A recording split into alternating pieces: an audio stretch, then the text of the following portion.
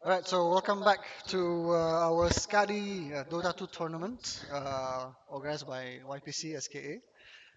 We have Mr. Hisham, yeah, from Team Row. Yes, We're right. just gonna have a few questions, on how is it gonna go today. All right. So first question, how are you feeling?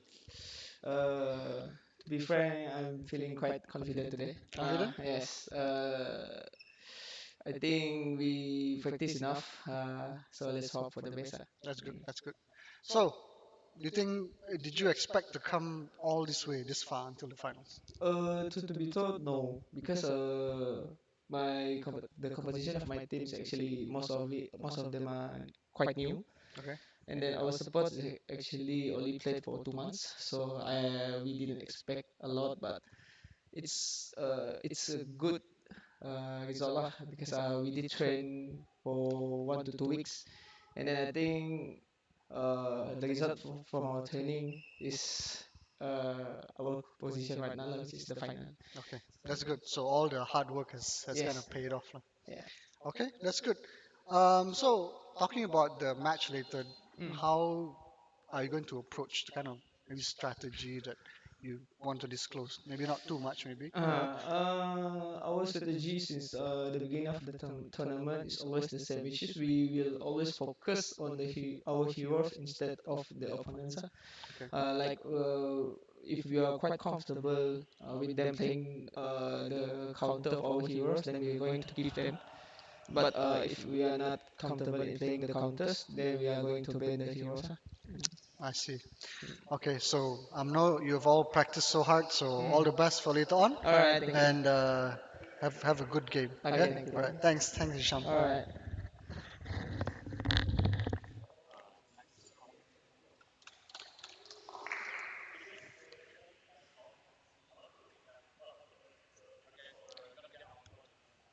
All right.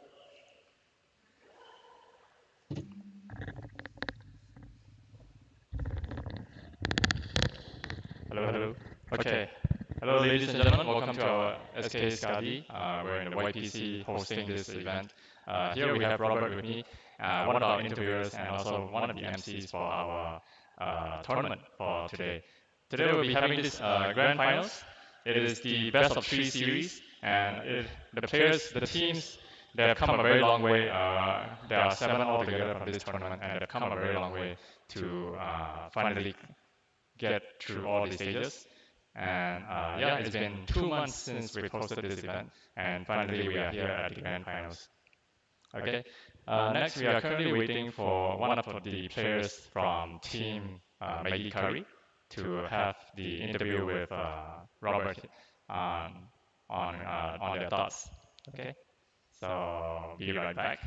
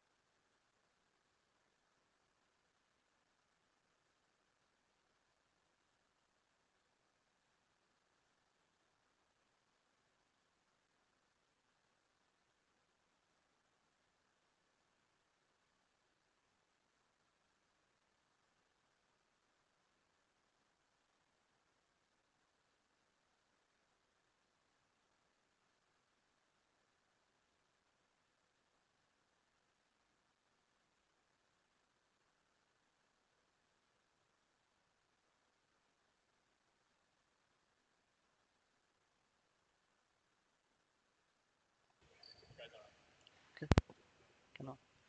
All right. So we have our second of the team from Team Maggie Curry, and your name is? My name is Awanko Shakil and I'm playing as Coco.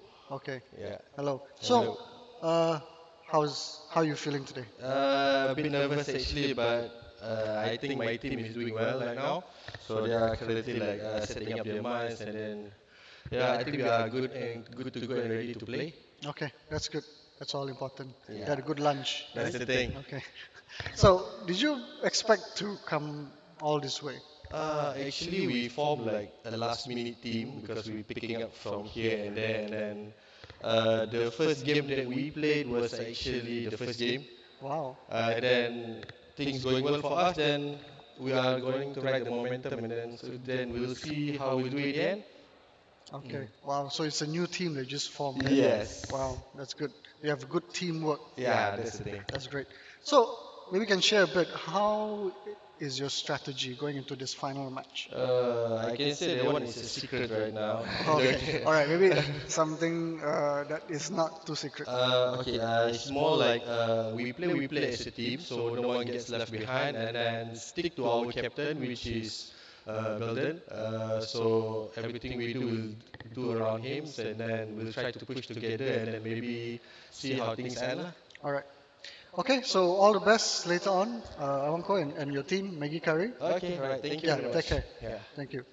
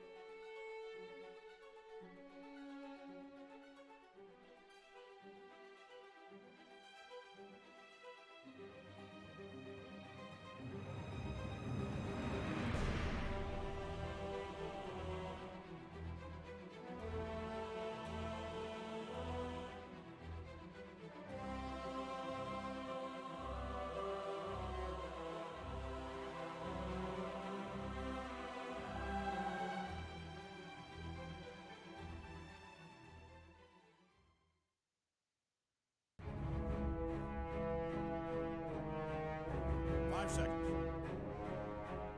Dyer gets the ban.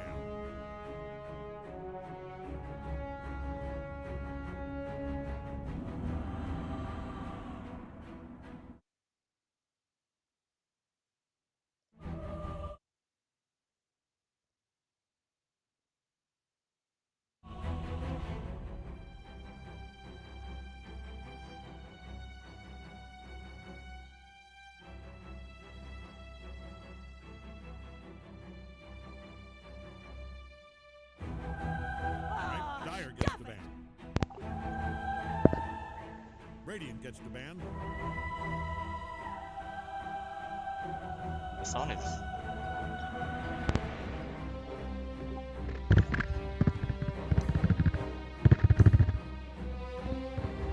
Hello?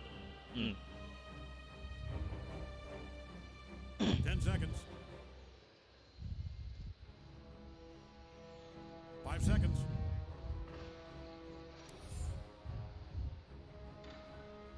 Dyer's choice. Let's give him a second. A lot of heroes to choose from. Okay. Radiant's up. Hello. Hello? Hello, ladies and gentlemen. Welcome to SK YPC SKADII. This is the Dota tournament that has come down all the way to the grand finals among the 7 teams. And there'll be 2 teams competing for the finals in today's event between Maggie Kari and Team 10 Raw. seconds left. My name is Hayden, And my name is Idris. and we'll both be your casters for this game tonight. Alright, cool. So now today's the day, right? For the final for the between the team Maggie Kari and Team Raw. Okay, so for Maggie, they've already picked up the Jakiro, one of their favorite heroes to be playing in the Dota tournament in this SKADII event. And it's one of the most picked support heroes, 10 seconds. especially with its amazing crowd control, the ice path, and the amount of DPS damage per second that it can bring to the team fights. It's always amazing whenever teams picked it up. Exactly, but don't forget with the Witch Doctor. Witch Doctor, he can be superbly versatile in any kind of the situation. He can distance and heal, and also the burst damage is quite literally very good. Dyer's turn. And he can kill like more than heroes. Gets the ban. Jakiro, especially for the ulti, is more on the one straight line, but for Witch Doctor, especially when they already have the Aganims or Shard, it's really hard to escape from the damage dealt by the Witch Doctor. Yeah. And here we see the Shadow Shaman already being picked up by Maggie Kari. Also another versatile disabler and one of the best pushers. We see Maggie Kari is already running a very push-heavy lineup. And surprisingly, their second choice by the Team Raw will be the Klings, which is, yep, Klings is quite good. I mean, the previous patch is quite strong for the Klings, but even now, the damage dealt by the Klings also quite, I mean, it's very dangerous if they don't find an item to counter back it again. Yeah, we see really interesting bans coming from Maggie Kari. Most of the time they love to ban the Slug. It's probably a hero that they just don't want to deal with. And then they're also banning the Viper, probably somebody that is break heavy, maybe the Phantom Assassin for example, or either the Bristleback that suffers a lot from the Viper's Nether Toxin break. Exactly, then not to mention that they also, the first hero they ban is the Beastmaster, and sorry, The Primal Beast? Primal Beast, sorry, it's a Primal Beast, but Primal Beast is very good in the crowd control, DPS, a good initiator, and one of the best tanker as well in the team. Yeah, and Team Raw also doesn't want to deal with the Faceless Void. Ooh, Faceless Void. Yeah, that is one of hero that if I would play in the game, I'm gonna definitely ban the Void, you know, like it can come, control, and out of nowhere, and then ulti, then okay, we all gone. Yeah, Faceless Void is one of the best heroes in team fights once they are well placed, especially against heroes that use or depend a lot on the Black King bar, the BKB. And probably heroes like Klings will be getting the BKB in the late stages of the game, and yeah, Chronosphere is able to just pull him out of the BKB or even detect the invisibility of his Windwalk. You're right. But we'll see how the full compositions from the team make it carry because they are picking two of the support hero. One is the Jack hero, I believe one of the stun, and don't forget the third skill can slow down the enemies and deal some a little bit of damage to the heroes. And also for Shaman literally need a good tanker because especially on the third skill of the Shackle, he need to hold the enemy as much as he can. And not to mention the Hex. Yep, Hex is one of the good counter. They don't have to buy the item Hex item to counter the enemies. Yeah, Shadow Shaman offers a lot of disabilities later on in the game. And we see Team Raw already picking up one of their carries, revealing position 1 hero. Whereas Maggie Kari has only revealed both their support heroes, and they have more versatility between rotation of their cores, mid, carry, and also their offlaner. Ooh, Sensor. And they picked up the Centaur Warrunner, one of their favorite offlanes as well. This is usually run by their captain Ioxiwa. He offers a huge tankability in the game, and also the ability to just offer the team to move in or even move out with his ultimate in place. Yep, definitely. Centaur is one of the best initiator in the team. Good tanky, and also especially the ulti can save their own teammate, especially when they already have the Aghanim. The next pick is Tusk. Interesting. This Tusk pick, is it a replication from the TI? We've seen how team. Which team was it? Was it Tundra? Yeah, Team Tundra. They actually run the Tusk mid and actually went for a Desolator and obliterated the next team, which was OG. Yep. Tusk is also one of the hero that can good initiating, save your own teammates, and especially the ulti is also can deal a lot of good damage to the, especially to the soft heroes like Shaman, the Jack hero. They need to be extra aware on that. Yep, but in this case, I think Team Raw is running Tusk as a support. They're probably using him as a person to disjoint attacks and to save their carries. Because here they picked up the Pangolia, which is more likely to be the offlane. Sometimes played as a mid hero, but performs really well in the offlane. Pangolia also is a very good choice as an initiator. Also a good stun, also can be a disable any hero using his third skills. And the Amber Spirit being picked up by Maggie Kari. Oof, Amber, a very good mobility, good initiator, stuns. Is one a hero that you need to counter a lot. Yeah, very versatile hero, able to move in and out and rejoin the fights after healing back at the fountain. And we see that Maggie Kari, every of their hero has a capability to just disable the teams that they come up with. If you watch the lineup properly based on the Maggie Kari in the team, you see Jack hero and Shaman, the mobility is quite slow. But in comparison to the Centaur, but it was been offset by the Centaur's ulti. Amber, good initiating in and out. I believe when you look into in the totality of the war, they have a very good in and out of during the war. Yeah, you're right, Idris. They're able to just shuffle between the skirmishes, right? Whenever a fight breaks out, they can choose to re-engage whenever they want. Especially if Shadow Shaman picks out the Blink Dagger, Amber Spirit just remnant in and uses his Sleight of Fist. The whole fight can turn around and counter-initiate. Yeah, imagine Jack hero have the Ice Bar, Shadow Shaman with second and Hex, Centaur with the Stunner, and then Amber Spirit with the Chain. Technically, they did a BKB for the Team Raw, especially the Tusk, because they only have one hero that give a good stun, which is a Witch Doctor. The rest of it, they rely on the items. Yeah, that's a reliable stun, but it takes a while for the paralyzing cast to reach the heroes, especially of the projectile speed. So probably within that time, Amber Spirit, if he picks up a BKB, he can easily avoid such a damage. True. Yeah, I think Kumpulan Raw, Team Raw, they need a more reliable stun, especially to control team fights. Cause once the Centaur Warrunner uses his ultimate, you're not catching anyone else. They're all going to be running away from your grasp, and then they have a chance to counter-initiate once your team converges into a bad position.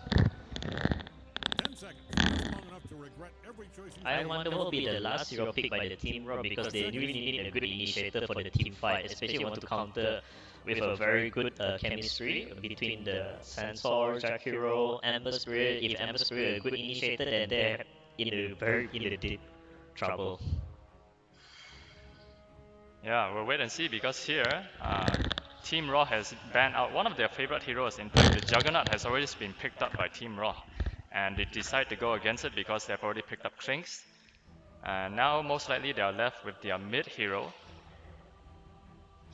to deal against the Ember Spirit. We see Maggie Kari decides to ban out quite a number of heroes that chooses to silence, especially this will prove problematic for the Ember Spirit.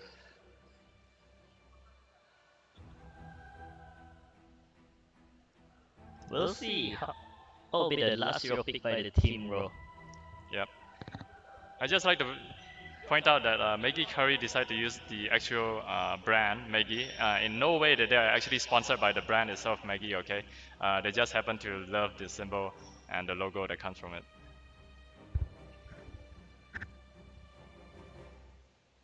Oh, they really take their time, which with their last hero. Well, it is the first game after all of today. It is a best of 3 series. 7 teams coming into 2. This is the grand finals, and they'll be competing for a prize pool of 1,100 ringgit in just this final match alone. Exactly. Which team will gonna claim the 700 ringgit for today, right? Yeah, so far we are still waiting for the last 15 seconds coming down from Team Raw. They are really taking their sweet time, and hopefully they will not random into a random hero as the clock ticks down. Oh, 5 seconds left. Is this an Invoker? Turn to pick. And they decide to go with the Darkseer. Darkseer. Oh my goodness. Okay. This is an off-lane Darkseer. That must mean their Pengolia is mid, their Tusk is a support. I think that's how they're gonna run it. Well, if you see 10 seconds. the current lineup from the Team Raw, even the Tusk also can play an offlaner. 5 seconds. Even the Darkseer also can play as a support. So we'll see how the game will look like. Yeah, one of the nastiest combos that you can expect from Team Raw is if Klinks picks up a Gleipnir and you see a Darkseer vacuums everyone in and the Gleipnir comes in and then you see a strap of arrows and whoa, people just melt in the vacuum right away.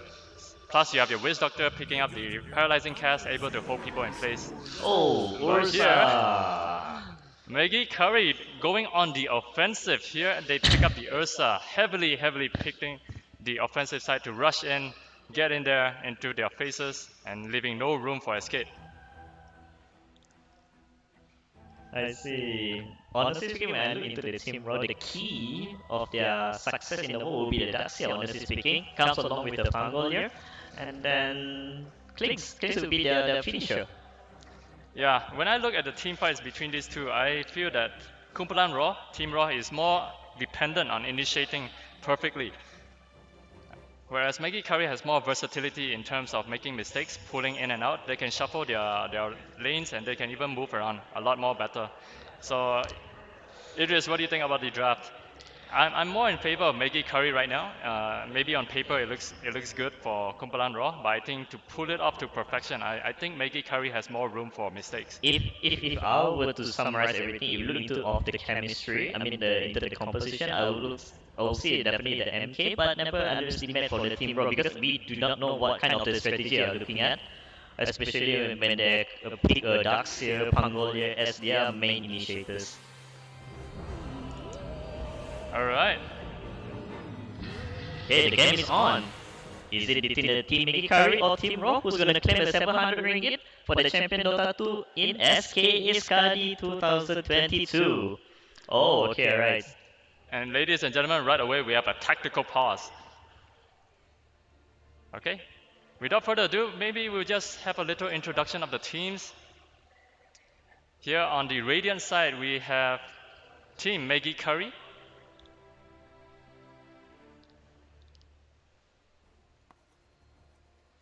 On the Radiant side, we have Team Maggie Curry. Playing the Ember Spirit is Jigson. The Centaur War Chief is Ioxiwa. The Ursa being played by Little Giant. And Coco on the Jakiro. And last but not least, we have Goot. playing the Shadow Shaman.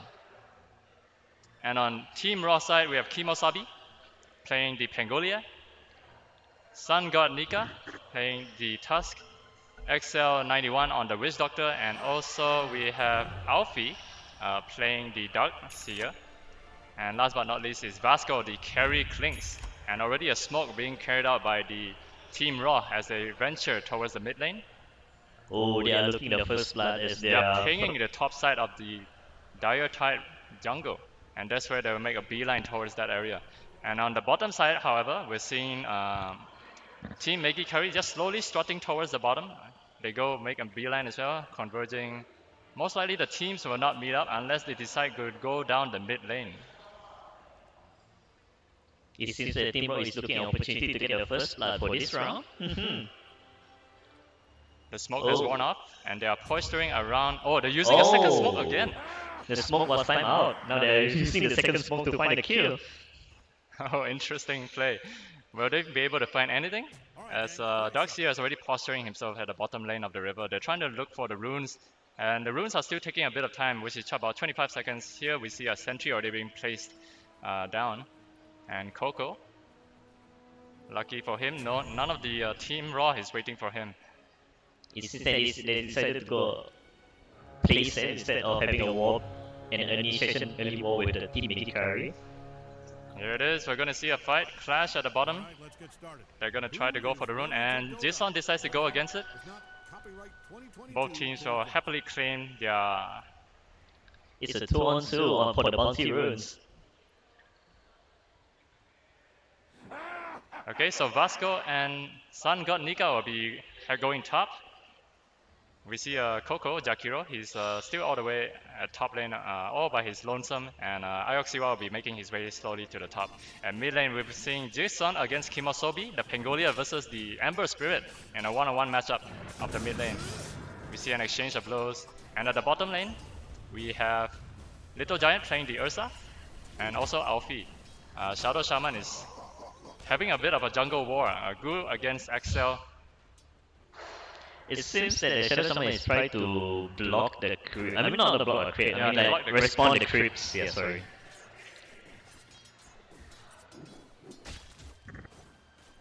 Top lane, we're changing a number of blows here, as Ioxiwa is already trapped in the Ice Shard. He's getting 1-2 hits, he will be able to make it out there alive. That was so close to get a first blood. A nice Ice Shard there from Sun God Nika, able to trap Ioxiwa in the Ice Shards there. It's just quite unfortunate that the center is quite tanky, have a very good strength base, HP base, and took some time for them to deal the damage to get the first blood, but it's okay, it's a good try anyways from the Team Raw. Ah, it's...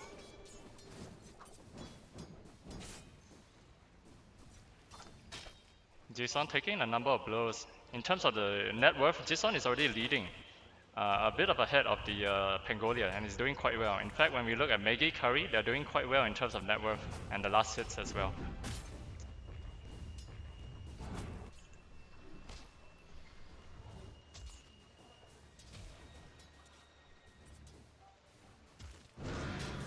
Okay, exchanging blows, nice dodge there by Jason. Ah, that was a miss. The first skill came from the Pangolia. Pangolia has very little mana left. And on the bottom lane, being chased by Ursa, Little Giant will be able to get that first blood onto XL91, and in exchange, Alfie will be able to get that kill onto Good. A 1-for-1 exchange, but Little Giant will come out that on top in terms of the first blood gold. The first blood claimed by for the MK, which is Ursa. It's a good start for the MK team.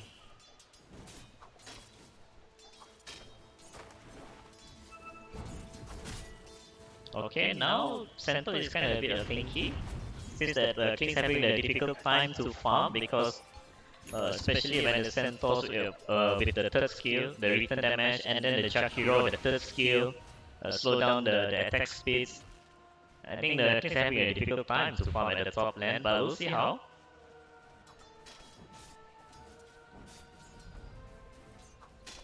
So far, Darkseer is having a good time at bottom lane. He's getting one of the highest net worth among all the offlaners, and even the cores. As Little Giant is also putting himself way up there, thanks to the first blood he scored onto XL91.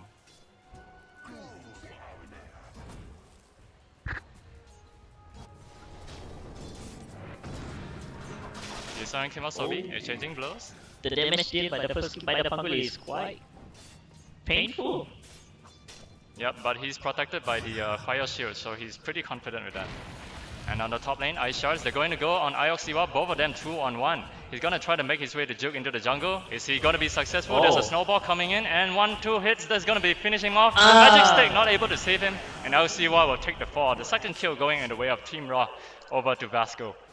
Good performed by the And Jisun might be the next one to fall. One more hit, two more hits, and he will be able to make out of there alive thanks to the Ironwood branch able to block the view of the Kimosabi. Jisun gonna make his way towards the rune. He does have a bottle, and that should nicely heal him up. Kimosabi also has a bottle. They would be able to put them in a well-placed area to fight it off. On the bottom lane, they're able to get a hold onto Alfie, but is it enough? Is there another skill coming in? Nope, not enough. In fact, that was a very close call. One more hit could have ended Alfie's life. That is very close to kill the Darkseer.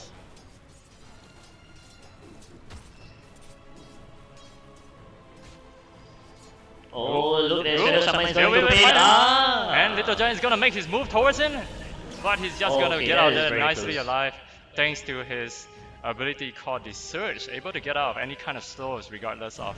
Yeah, that's a very close to kill the Darkseer. If the Shadow Shaman pick the Hex instead, I believe that looks like they get the second kill. Nice exchange of blows in between mid. These guys are really duking it out head to head.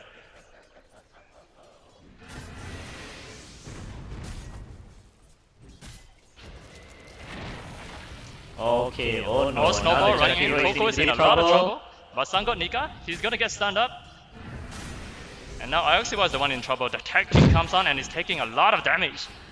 Coco has no skill to pull up. Ioxiwa might be able to want to just fall again. One more hit, able to avoid it. Oh, he just makes it out there barely alive, but he just got a break. When will he be able to get out of there? I think it's all thanks to the Ring of Health. It regenerates the 5 or 6 HP per second. Yeah. Vasco already picking up the Falcon Blade. That should give him a lot of mana regen and also damage to be able to sustain his lane. He is, and he did a good mana regen at the early game. Kimosabi waiting for the rune. He has Oh, the arcane rune, almost close. but it's not enough. And he should be able to get back into the fight. On the bottom lane, however, they're able to pick up the kill onto Axel. Yes, he can. The paralyzing cast was not there in time, and he will be able to secure the kill. Another kill going to Little Giant, as he is now the top of the net worth, ahead by 500. Now both teams score 2-on-2. But seems like the Ursa look very comfortable farming at the bottom lanes. It seems that the Shaman take a good care of their carry very well this time. Yeah, Ursa is one of the best early to mid game heroes, able to put a lot of pressure on the enemy team, especially if it's aggressive skills. Combo with the Shadow Shaman with the Shackle, it's made a lot easier for the Ursa to kill the enemy team. But we see the Pangolia Kimosabi is really struggling in terms of the farm, as Jason is slightly dominating in terms of net worth. Oh, and Jisun going in, Remnant. One last hit onto the Sleight of Fist, and he is able to finish out the Pangolia right away. Jisun grabbing a kill, solo. Under the top lane, can they find Vasco? In fact, they're going to try and re-engage onto Ioxiwa. He is stopped with the tag team, they're going to try to go on him. The body block from Coco, yes he can. And as I say, we actually missed the kill on the bottom lane as Witch Doctor Axel has fallen to the hands of Little Giant. Well played from the Coco to save the Centaur from getting killed by the enemy. And I'm quite surprised that Ember didn't pick the first kill, the Searing Chain, though. Uh-oh, Ioxiwa in trouble. Okay, Nice! alright. Nice after coming from Coco, but the strap is able to finish him off. Very painful. And here we see Amber Spirit is going to come and join the fight. He's going to try to go in. Is there any Remnant? No, there's not enough mana. In fact, he's waiting for the magic charge. One more hit, two more hits. They should be able to get the kill onto Tusk, and here we see a rotation coming from Excel. He throws out the paralyzing cast, but it's not going to connect onto Ember. And he's going to try to fall out and try to find where the Clinks has gone. In fact, they're all hiding in the jungle right now, hoping to get away from the hands of the Sleight of Fist. It's very close to kill the Kings just now. If he has the Searing Chain, and I believe they could kill at least. Nice rotation from Ember, able to grab a kill onto the Tusk, but this does leave a small room of farming for Kimosabi at the mid lane. And Jisun, he will be able to return to claim that lane. Little Giant, knowing that he cannot really take the lane by himself, as we see Alfie already spamming iron shells everywhere, it's really hard to sustain a lane like this, especially if the Ducks here are already reaching level 5 and soon to have his level 6. Pangolier is still farming at the mid lane, still getting his items. Pangolier is really healthy. Jisun needs to be careful though, he's only down to just 2 charges in his magic stick, and Kimosabi even has an illusion rune ready to go. If you look on the map, it seems that Ursa and Ember is on the leading right now. Comes with the Klings and Centaur and finally Pango. Okay, Darkseer actually falls down to the hands of Little Giant thanks to the help of Good, able to lock him down with just 1 level in the shackles and even another Etoshock to boot. Yes, Ursa and Shaman, it's a very good combo to kill. Yeah, it's hard to go alone against this kind of combo, it's disgusting. I strongly believe that the Witch Doctor could not leave the... He's gonna teleport to the top and he's gonna try and surprise Coco. In fact, I think they should know about this. Coco is gonna position himself back away and Ioxiba is gonna try to probably bait this out. We see 3 heroes already converging at the top lane. And they're looking for something. Is this the Pango is waiting for the good initiator with the ulti? Sun God trying to bait him out. Oh, there it goes. Rolling Thunder rolling in. Ioxiba, he should be Okay, able they're to gonna aim with... Ioxiba, still not gonna pop his ulti. He's gonna wait for the Ember Spirit to come in, but in fact Good has already showed himself up. And now he will pop the Stampede. They're gonna try to land as much damage as they can, and they will take out the Tusk immediately right away with the double edge. And here they're gonna get 1 more onto Alfie. Can 1 more right click? Yes, he can. Nice. Damage control here. 1 more on the dear Kimosabi, and a 3-person wipeout for the team Maggie Kari onto Team Raw. Nice convergence there as they're able to counter initiate the advancements of Team Raw. Last minute, Jakiro get the level 6 and then finish off with his ulti to kill the Pangolier. That was very good. This is probably part of Team Raw strategy. They're going as Turtle, a Turtle strategy whereby they're gonna allow Vasco as much time as they can to farm as much as he can. But at the same time, as I say that, all of his teammates are dying very fast and they're falling like flies. So Team Raw is really depending a lot on Vasco to carry this heavy weight, and he's trying to farm his butt as fast as he can. Exactly. I think they're strongly dependent on the Klings. Where until they have the proper item, they can have a very comfortable to have a war against with the team Maggie Kari. Yeah, and I think Maggie Kari recognizes this. That's why they're going for a very heavy push lineup, and they're gonna try to finish this game as soon as possible before Klings gets big and strong. Exactly. Is this their first item after the Facebook on the center? It will be the Vanguard? Yeah, that's a very tanky. Kimosabi still building his way towards the Diffusal Blade. At the top lane, Ioxiba is still venturing forward. He's feeling a lot safer now that he has secured the Vanguard, making him very tanky against the lineup that Team Raw has. Oh, how did I miss that kill? They actually died the Tower 1. 3 heroes converging onto the Pangolier. Kimosabi has been taken out by the hands of Coco. I do believe the Ember Spirit is the one who first initiate and then comes along with the Shadow Shaman with the Hex and Shackle, and that's how they finish off with the Pangolier at mid. Yeah. Yes, it is. Yep, that's pretty much it. Even the Ice Path to boot. Oh, surprisingly, they did use the Shackle more on the Hex. Yeah, more to the Hex and the Ice Path, and yeah, the rest of it comes from the Searing Change. The most amount of damage actually comes from Jakiro. Look at that, 351. Never underestimated Jakiro. At the bottom lane, Little Giant has managed to kill off the XL Witch Doctor, and one by one they start to fall to the hands of Ursa as well as Jisun, and they have laid down the Serpent Wards. They're gonna try to take out this tower as fast as possible. Go careful, already tanking the tower, but the Serpent Ward is doing a lot of damage and they should be able to secure. Yes, they can. Luckily, it was not denied by Kimosabi. Now I understand why they picked Jakiro and Shadow Shaman. It was meant for the Ursa, for the hit. Yeah, Team Maggie Kari already having a 7k gold lead against Team Raw.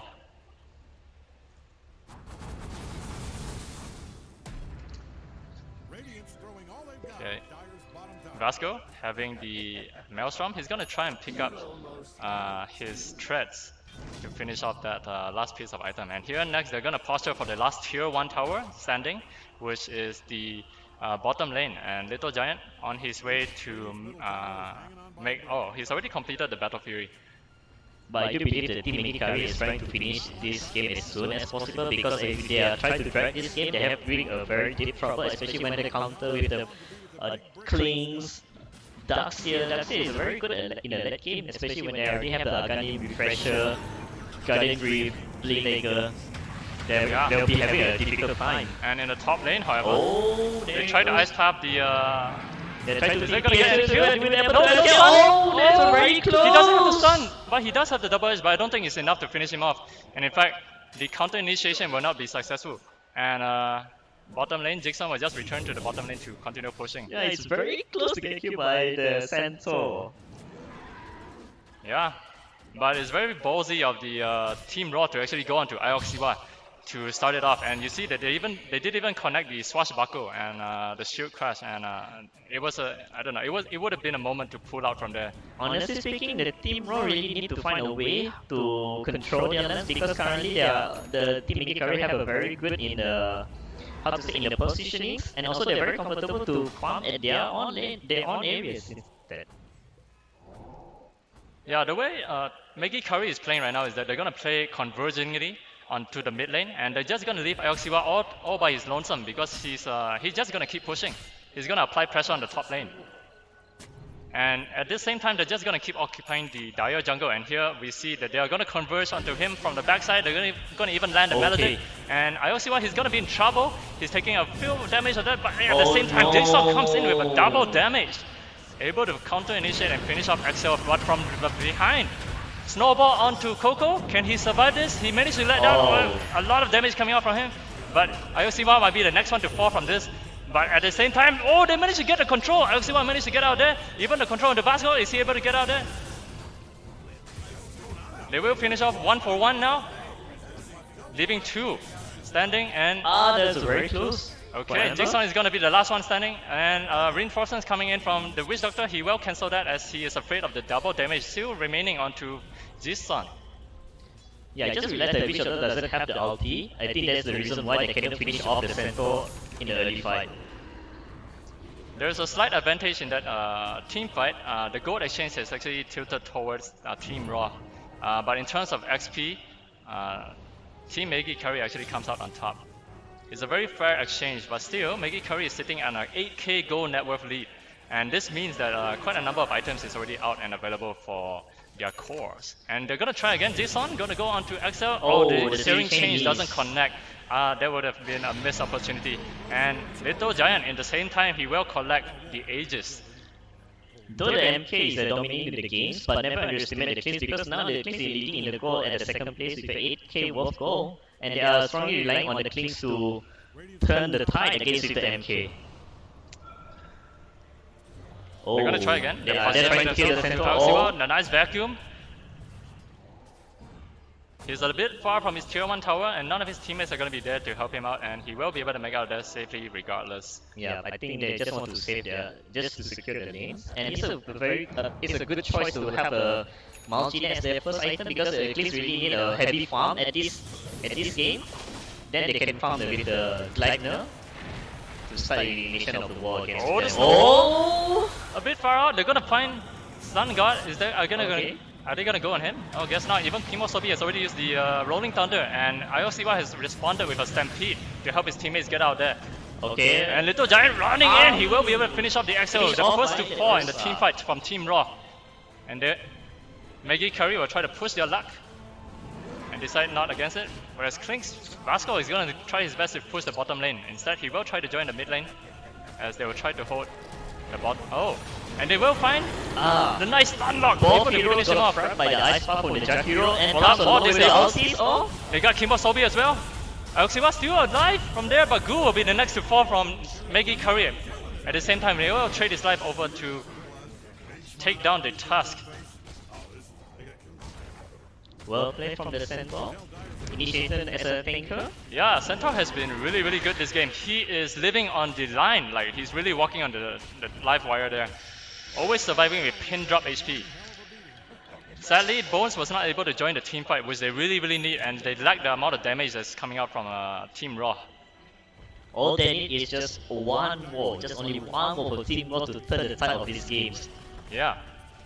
And we see the net worth slowly climbing for Maggie, Kari, and now they're sitting at 10k net worth. But they're also applying pressure little by little. The towers are actually taking some damage, especially the mid lane. They're trying to finish it off as quickly as possible. The more towers they take down, the more map control they're able to secure. Especially once they take down the tier 2 tower, they're able to then control the outposts, which will allow them to take over the dire jungle. Honestly speaking, Team Raw really need to find a way to how to keep their supports, especially the Shadow Shaman with their hacks, with the shackles, come along with the Jakiro, the Ice Puff and the ultis. They need to kill those two support because they are the key in the war, and finish off with their finisher by the Ursa and also with the Ember, and they comes along with the Centaur to save their team. Yeah, we see a big item being picked up by Vasco. He now has the Gleipnir that should be able to boost his ability to just finish off anyone that's stuck within the net. Now Team Maggie Kari is posturing for bottom lane. They're gonna keep applying pressure onto the towers. Will we see Team Raw respond to this, or will they just allow the tower to fall? In fact, I think Team Raw is just gonna let this go. They know that they are not strong enough to handle this, and in fact they're gonna try to fortify to just buy some time for their Klings to farm up again. Exactly. Klings is gonna do the opposite. He's gonna try to take down this tier 1 tower, and at mid lane, however, Team Raw is already smoked up. Ioxiba is going to be the one leading the fight, trying to bait out all their spells as much as they can, and they will. It seems like Centaur is like trying to say, hey, I'm here, come and get me. Yeah, exactly. And Jigsaw has responded to the top lane, and that forces Vasco to retreat to the middle lane. Middle lane, they're trying to keep their tower alive. It is already in deny range, but they're going to try to keep it alive as long as possible. Yeah, because the tower also gives them some armor to the teams. If they deny, they don't lose their visions and the armor, and also some a good damage to counter the hero. Yeah. Little Giant pressuring bottom. It seems almost time out for the Aegis from the Ursa though. And here it is. He's going to take down the first tier 2 tower, and that should do it. No resistance from Team Raw. They know that they are not strong enough to take on the fight. And they're going to slowly lose their tier 2 towers. Even the bottom lane has already been secured. Oh, top lane, however, they managed to find the kill onto the Tusk. Excel tried to respond with the Death Ward, but is not able to find any kill in return.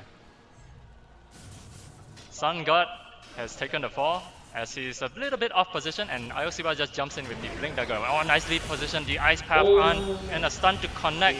Are they able to connect this? He uses the Rolling Thunder, not able to get it off. Can they finish it in time? Okay, here We comes see the strap coming in. Oh, there's so Alright. much damage coming in from the Jakiro, and they're gonna try to go on to Vasco, but there's so much damage already coming out from him as they're trying to dive under the tier 3 tower. But here comes Little Giant, angry Little Bear. He's trying to finish off anybody that he can. And on the bottom side, we see that Sun God Nima has already come in, and the strap dub nicely there done comes onto the the Kings. Gleipnir. And it's a 3 for 2. Nice response on the tier 3 defense as Team Raw able to hold their tower. I think and this hold is, their I course think in this is place. their time to claim their back. So the times of against the Team Maggie Kari. Yeah, I think Team Maggie Kari is recognizing that it's really hard to take out the Klings right now, especially when he's sitting at 2000 HP with his ultimate and the Death Pack that allows him to just take the HP of a neutral creep. And even the damage, he's packing a punch right now. Another hero that I'm looking forward to be the Witch Doctor though, because but when you look into when the games of the war, especially the Witch Doctor punya LT, it seems that there not much damage deal to them because unfortunately the Centaur, they already have the Crimson Guard to counter the Witch Doctor punya LT lah.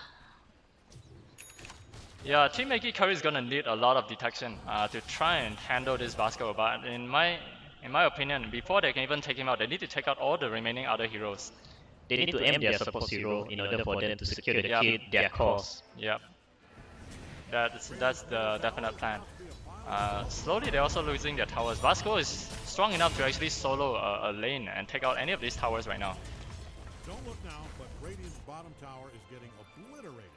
Team Raw slowly reclaiming their jungle as they are de-warding, putting wards all over the place. And Maggie Kari is even scanning for the Roche pit to see if there's any Roshan already respawn. It seems that the team is now quite comfortable to farm in their lanes, in their areas, their jungles.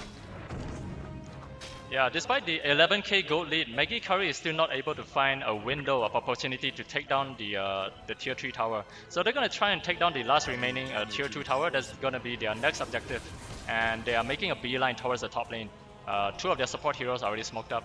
They're gonna try to see if they're able to catch anyone in the jungle that happens to be farming. But little did they know, Team Raw is already have their jungle in full surveillance, and they will secure the outpost. Maggie Kari is applying pressure onto that.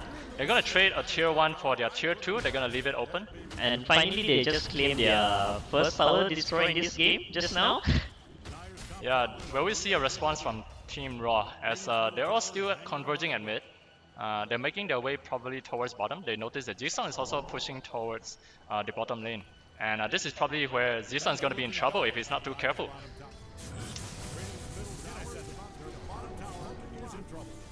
Jisung being held up by the Glimmer. He will use the U-Scepter to try to save him. He will be able to... Oh, he doesn't have a Remnant available, and he will get stuck onto the cliff. Is he able to get out there? Nice tip. Okay, tips by their own teammates almost there. They're gonna go on him. He doesn't have... He has one more Remnant, and his team, are they gonna pull him out? No, he's getting stuck, and Jisung actually makes a mistake, and he takes the fall. What kind of play is that? Unfortunate for the Ember to... That was a fatal mistake by Jisung. Very uncharacteristic of him to make such a mistake.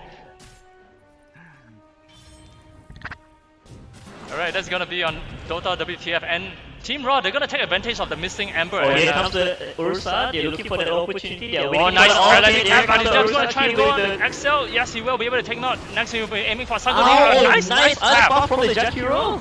Sun God, Kimosobi, nice. They're gonna try and deal with Klings. The vacuum has come down. This is gonna be tough to be dealing with it. Oh. Vacuum misses. And all the illusions are running along with Alfie. Yep, save all the illusions. Don't I think lose Klings them. is still looking at an opportunity to kill the supports. It seems that they are waiting. Oh, here he Oh, they goes! found him! They missed the ice trap, Well played from Klings. but they don't have the damage. They need the disables from Shadow Shaman, and then to be they need the damage also from the Ursa to be able to take down this Vasco. Vasco so far he's 9 for 0. He is almost on his way to godlike with just one more kill. So if you look into the nav work, Ursa still in the top leading, but follow up with the Klings. Okay, this is gonna be their next objective. Now that they've taken down all their tier 2 towers, they're gonna try to secure the Roche. And that will help them in their push towards the tier 3 tower. Bottom lane finds the Ursa. He's gonna get away, forces out his Ram and Rage, and he's gonna teleport out of there safely. Now Vasco, being the menace that he is, he's just gonna try to keep all the lanes from being pushed. I believe Ursa is now trying to finish up their diesel, and then comes along. I believe the next attack could be Shard because they want to counter with the Klings Ember skills. Auxiva, posturing. Do they have vision? Doesn't seem like it. But he's just there just to ensure that Little Giant is safe as he very quickly takes down the Roshan. Do they know about it? Yes, they do. They're gonna respond with the Rolling Thunder. Oh, He's gonna grab it, and this is where the spike breaks out. Nice vacuum into the wall. Gonna look! a counter response. But a strap onto 3 heroes, and they get wiped immediately. Oh, that's very close! Little Giant gonna come back in, nicely done. They're gonna try to finish off this Vasco. Is this the first time that he will die? Do they have the detection? Where's the detection, guys? There's no smoke. No! Ultra kill! Oh, that was good! And the skeleton Well is able played to from finish him Klings. off. Oh, it seems that the Klings is very very great great. about it. Oh, here goes the Oh, Klings! no! Well played for the Team Raw! It is a rampage for Vasco, still unkillable, living on the life of the edge. My goodness, give this man a medal and a rampage for his plays. All the clicks need is just a glider. That's it. That's it. That is his power spike. That's all he needs. And that Yes, is the problem right now exactly. that MK is facing. The other team of the members did a very good job holding their times to make sure their clicks they have enough item. Then that's how they start to counter their team Yeah, Maggie Kari. the nice vacuum into the roast pit and then the strap immediately obliterates a lot of the MK heroes. There's just so much damage coming out from Vasco right now. How do you deal with almost 400 damage with each strike? Counts together with the Crystallis as Yeah, well. and plus he has the critical strike of soon to be a 2.25 critical strike. How do you deal with that? That's just way too much damage. Look at that.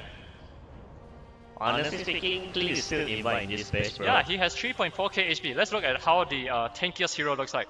Only 2.2k, and this is your Centaur with only 2.2k HP against a Klings that has 3.4. Oh, that is a lot of life.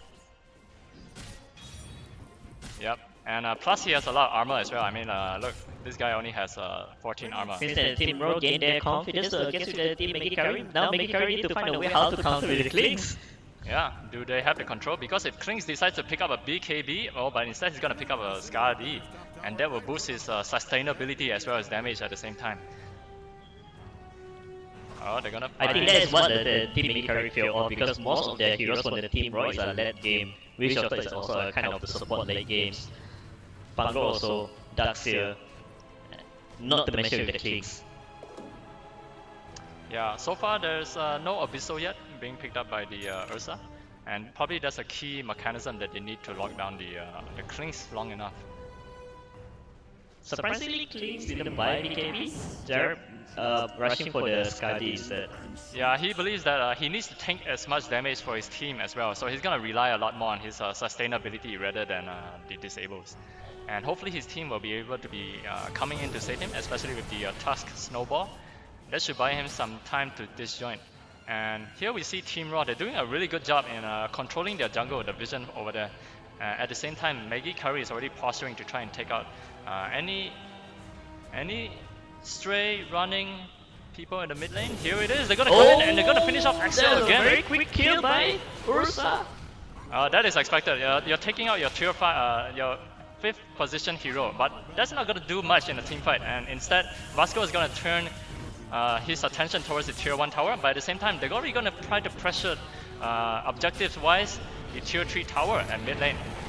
And if Vasco, yes he is, he's already back home and they will try to take this team fight. Nice vacuum, and okay, here comes the Vasco! the Glaive able to finish up 2 of their cores right away. And They don't easy. have the damage anymore. Sankot Nika will fall to the DPS, but here they will try to get as much kill as they can of the Kimosobi, and it's a 2 for 2. They're gonna try to finish off what they can.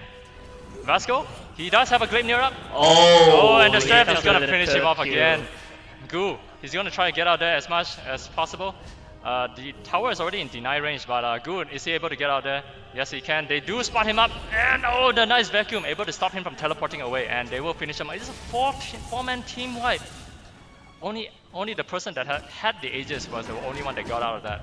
And yeah, that was a great defense by Team Raw, able to turn and reduce the gold net worth, which was previously a 9k gold lead, is reduced down to 6k. Things are looking grim now for Team Maggie Kari. Things doesn't look good for the Team Maggie Kari, yeah, it is. Even the Klings also slowly catching up the network from Ursa. Yeah, they don't have a way to deal with this Gleipnir, at least a Force Staff or even a...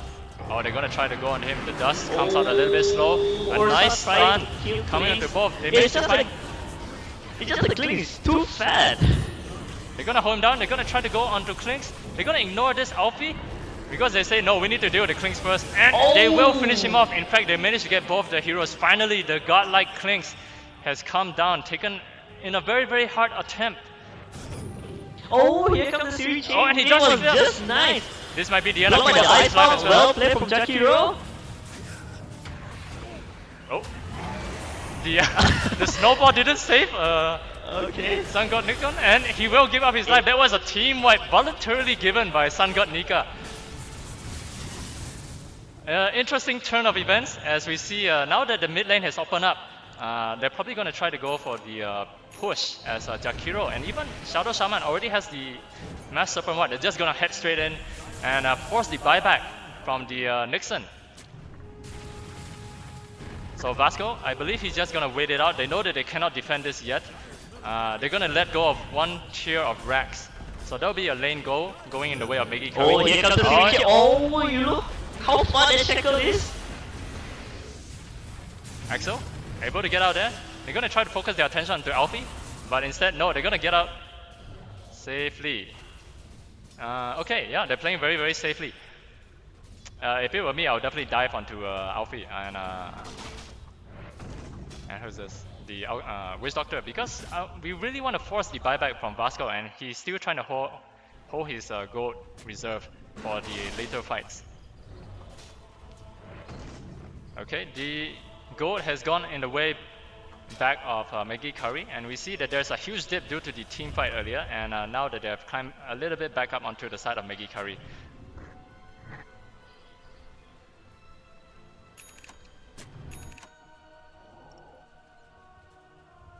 Heaven's Halberd already picked up by Aoxiwa. It's one of the ways to do with the Clinks, able to just jump in and put on the disarm. That should be able to hold out Vasco, because he's really not building any BKB, as he's going for full damage potential. Look at that, even the Chrysalis and the Daedalus already being lined up, as well as the Dragon Lance that will offer him a lot of range and escape as well. Can Maggie Kari be able to keep up the pressure applying onto Team Raw, or will they allow Vasco to get even bigger, as he is now sitting on 4,000 HP? Don't look now, but Radiant's bottom tower is getting obliterated. It's getting a lot harder to deal with these heroes, as MK is taking more time. They're gonna Here find comes the the kill. Clinks. Little Giant trying to find his way. Oh, nice. Gonna focus Coming for the on Jakiro. and they're gonna deal with the smaller heroes first, but they're not able to finish off the Kimosobi, as he's already let out his Rolling Thunder. And it's a 1-for-1 exchange. They will lose the Central War Chief, and now they're pressing on. Jason is gonna join back the fight, and he's gonna put a lot of damage, that was but a good play. Kimosobi did not go down without taking out the Shadow Shaman first. Well played from the Vasco. Okay, Coco will be able to solo. Oh, he's able to dodge that. Oh, Axel one still more alive, hit. but Jason will be able to just clean him up. It's a 1-on-1 right now, and Jason is he able to dodge it? one No, more hit. that Well is a played from team Team wipe Raw. by Team Raw, and Vasco is always the last one to remain. That is a sad play and a sad day for Jigson. And Vasco, he will happily march on down to the mid lane and take his prize, which is the tier 2 tower. And with no one left to defend, even the siege engines are coming in, both of them. This is gonna put a lot of damage onto the tier 3 tower. Maggie Kari, are they gonna buy back to put some pressure onto this? Nope, instead Vasco decides to go away, and he knows that he won't be able to do much over there. Exactly. As Gu, as well as Ioxiwa, has already respawned from the tower. Yeah, but that's a good choice because Clinks has no BKB and Shaman easily hacks and will be finished off with their carries. Yeah, we've seen Coco with a very well placed ice path in the team fight, but that is just not enough to deal with the Clinks that is doing so much damage. For a Clinks that has no BKB, he's really running freely among this. Oh, here comes the smoke. They are looking for a kill right now. They're gonna go on Roche, see if there's any Roche respawn, but they decide this is the best time to do anything, especially. Just they respawn. spotted. Super lucky, as Roche responds in the right time. They're gonna Okay, here get comes. I think the team Maggie also waited that the teams are looking for the Roshan. Little Giant already popped his BKB. That must be the mistake. And yeah, this is going in a way uncontested. Is it gonna go to Vasco? Yes, it is. Even the Arganims in insightful. Oh, Kimosobi actually has the Aegis. Vasco doesn't need it. It seems that they want to sustain the team fight, so that's why they give the Aegis to the Pango instead. Yeah, and now that Clinks has the Burning Army, that is just gonna do so much more damage in team fights. Well, there was a little mistake performed by Little Giant. He used his BKB, and that just means that they're not able to find a window to break up that Roshan fight. And that was, yeah, uncontested. Cheese even going in the way of Clinks. He's now holding on to it. And that is 2,500 extra HP on top of his 4,000 HP. Oh, you look, the net worth from the Kings is already at 36 net gold. 10k away from the Ursa. Yeah. It's gonna be really tough. Who do they prioritize? I mean, if your team MK, who do you prioritize to go on? Do you go on the Vasco, who is the main DPS, damage dealer? But he's sitting at 6,500 HP. How do you deal with somebody like that? Alright? And his other heroes as well, they're getting tankier by the minute. As you see, even the Pipe of Insight is already picked up. Sun God Nika is, well, he's still sitting at small items, but he's not an easy hero to deal with either, sitting at 2k HP. Because as you're sitting on Maggie Kari side, I don't think they can defend this. If they are not too careful, they will actually end up losing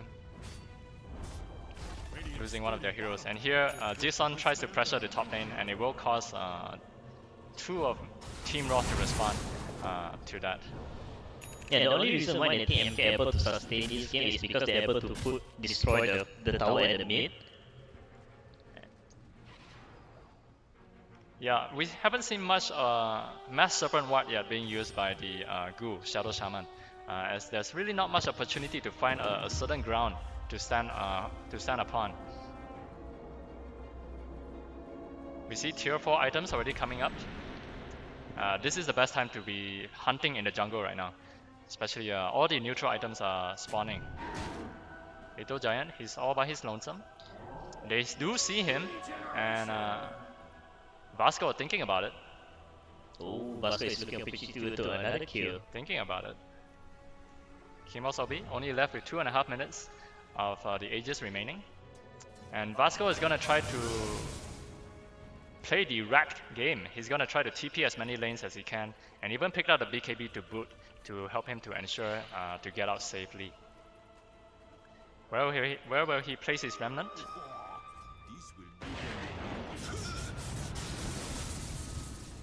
And he's gonna pressure the bottom lane, but as I said that, they are actually scuffling. Oh, nice ice bar from Coco. Can they find the retreat? I think Coco will actually give up his life for this. He's really fast. Even the vacuum committed, and yes they will, they'll find one. Rolling Thunder already being used. They're gonna keep on pressuring the bottom lane, and yeah, he will get out safely. Jisun is gonna try to rejoin the fight because the rest of the team, they just leave Alfie alone. Is Vasco there? Yes, he is. If he's not too careful, he must find it into 2. There is a lot of damage. They're gonna try to focus him down. The chi is being used. That is another life to bring, but they have the damage, they have the hold. They will be able to take him down. That is Vasco eliminated. Kim Osabi will be the next one to fall probably. He will use the little shell. One more hit, and yes, they have. They're gonna take down his second life. The rest of the team from Team Raw, are they gonna kind of converge to save his team? Or are they gonna try and let him fall? Oh, here comes the ice bar. Oh, nice ice bar. They're gonna let him fall, and they're gonna try to retreat. They know that there's no hope in saving the last man, Pangolia. They take out 2 of their lives, and even, well, should I say 4? Because Klinks has also used up his second life in that fight, but the amount of disable coming from Shadow Shaman, able to hold him down. Yeah, I think that's the pay if they don't have the BKB to counter all the disable items, the hacks, the shackles, everything. Yeah, this is the opportunity that MK is looking for right now. They really need to push the lanes and force the buyback from this Vasco. He still hasn't used his buyback. And this is it. This is where they're gonna converge. And hopefully they'll be able to receive that. So far no glyph being used. They're gonna give up the tower.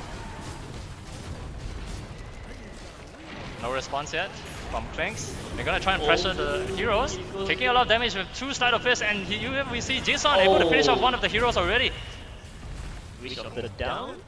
Alfie, the first one to fall, I see, is a little bit out of position, seeing the reach from Jigsaw. And here they're gonna try to go for the top lane now. This is gonna be a mega creeps, and still, is that gonna be a buyback from Jason? No, he said wait 10 more seconds. Alfie has already decided to buy back. If they can take down this tower, this is going to be great for them. And they will retreat after that safely because they know that they don't want to deal with the Klinks. Very slowly, they're playing the rack game. Things are looking favorable for MK, but one small mistake in one more team fight, and this could be it. This could be the end of MK. We see a smoke immediately coming out from Team Raw. They're going to respond to this. They know that they have taken out the outpost, and they're going to probably still be in the jungle. Coco, if he's not too careful, he's going to be the last one on the back lines. And they're going to scan for the Roche, which is a little bit too soon. Smoke is still in place. And they're going to find the team. Nice one onto the vacuum onto 2. They managed to find it, Straff. Ice Path doesn't connect. Vasco still there. Ioxiwa still running around. No, Vasco is They're looking gonna around, find a looking, lot of looking. control Oh, on the it's team. team My fight. goodness, the whole Team Raw is taking so much damage out of that. Amazing fight from the Jakiro. Is able to put out the Ice Path as well as the Macro Pyre, just dealing so much magic damage onto the team, and Vasco really has nothing left to do. He couldn't find the ultimate angle for his strap, and he wasn't able to use any of it at all. Oh, it seems that the Eclipse is looking for building and Divine. Yep, that is the only hope that they have. Coco? Oh, he finds the kill! Catch the sense over that one.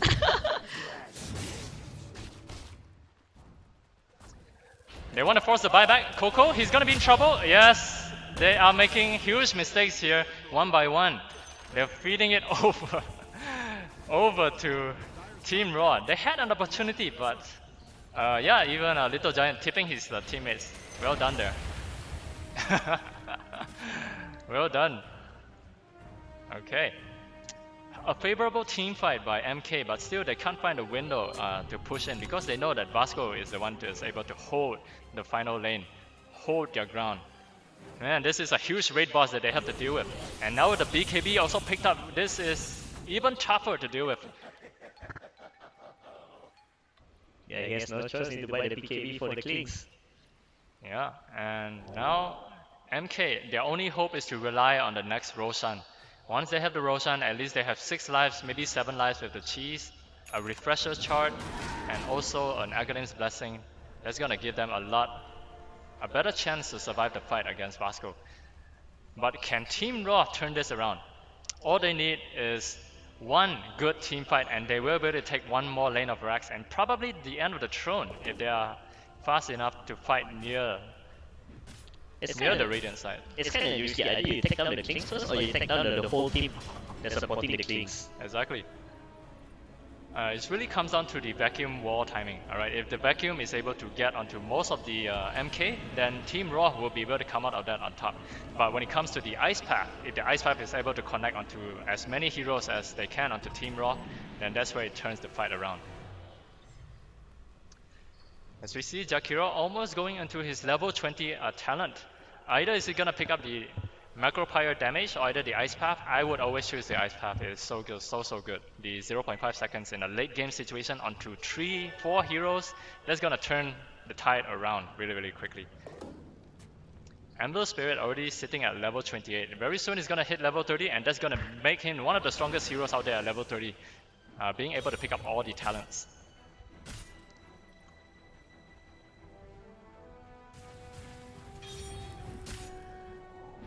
Ioxiwa still a bit far off from his level 25 talent. Surprisingly, none of them actually decide to pick up the Blade Mail. I mean, isn't it best to just deal with a Klings that's going 500, 600 damage and you just pick up a Blade Mail and he's slowly or very surprisingly killing himself in the strat? If he's not too careful, right? Everybody just go for Blade Mail. Yeah, I believe they are farming saving for the buyback just in case they are losing their wars in the next war. Especially for the team named Kari. But slowly this ranged Rax is chipping away, and they're bleeding out. At the same time, MK has found themselves their Roche. There's no response from Team Raw. And Little Giant, is he gonna be the one? Yes, he is. He's gonna be the one to pick up the Aegis. He's also gonna be the one to pick up the Aghanim Scepter, and there's a cheese waiting over there. Nobody wants to grab it. They're gonna wait for Klings to show up. And Ioxiwa will be the one to store it in his inventory for later use. Team Raw is really struggling. They're just hugging their base as much as they can, while the rest of MK, they're really building their net worth towards bigger items.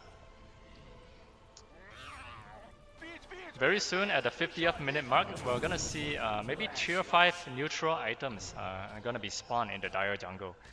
And here they are, they're posturing themselves. They're gonna need as much detection as they can while they are pushing this top lane.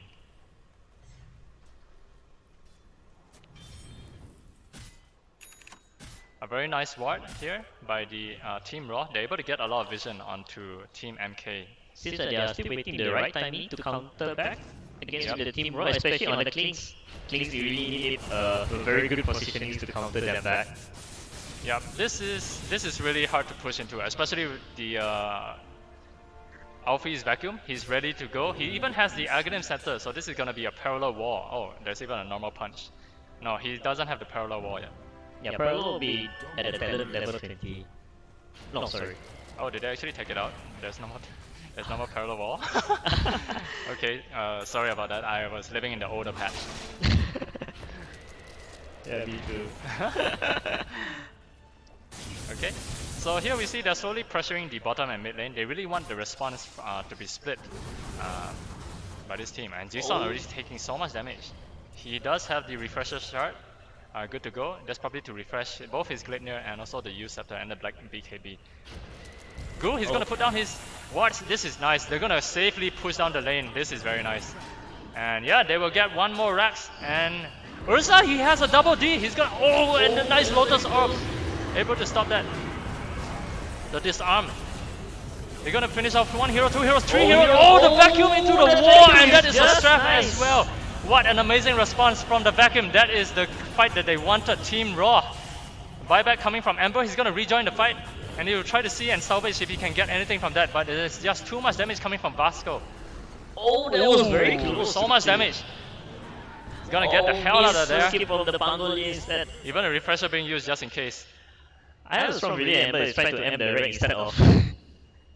But there it was, ladies and gentlemen, the perfect timing for the vacuum into the wall and the strap at the same time, just dealing really so much damage, even though the Ice Path and the Macropire had responded. But yeah, they just really need that final Rax to ease their burden. They need to do that one more time. They need to just use this Shadow Shaman, get a blink, just go blink in and then use the ultimate, finish off that melee barracks, and hopefully with that final barracks down, they'll be able to use the advantage of the mega creeps to their advantage. But they need to save their buybacks. Ember has already used up his buyback, and that's going to be a problem. And now they are looking for the tier 5 items in hoping that they can turn the tide against the Team Raw. Yeah, let's look at the buyback status from the teams. Okay, so the Radiant side, we have Yes from Little Giant. Okay, so most of the Radiant side, only the Ember doesn't have the buyback. For the Team Raw, only the very soon. Actually, all of them from Team Raw will be able to have their buyback soon. So this is gonna be really hard to fight into. A very nice Lotus Orb response really stops the Little Giant from finishing off the task just now. That was a very excellent response. Even the Aeon Disc being picked up by Jigson, just to give him time. It seems that Ember is buying the Aeon Disc. Yeah, Ember is playing super defensive right now. Exactly. Yeah, all they need to is survive the initial barrage from Klinks, and again, Team MK, they really need to play off going in and out of team fights. That's the way that they play. They need to go in and they need to go and come back when the timing is right, especially when the teams have converged into a bad positioning. It's kind of quite difficult for the TMK. For example, like if they want to counter the Klings, Shaman need to capture using the Shackle or the Hex, but unfortunately the other teams will come and support the Klings. Yep. To counter back with the Shamans. Yeah, the vacuum is one of the best counter initiations for that. It's gonna break up the vacuum, the Shackle, sorry, and it's gonna also allow Klings to just be able to respond with the strap arrows, searing arrows into it. Exactly. Come on. Here comes the smoke. Oh, here the comes initiation! They're gonna go on the Kimosobi first. The paralyzing cast doesn't bounce, and the Rolling Thunder is able to get out. They're gonna try to find their way. Where is Klinks? He's still all the way at mid. He's not joining the team fight. In fact, Little Giant is gonna come in, finish out the Alfie as he's way too far out. Kimosobi, no more Rolling Thunder.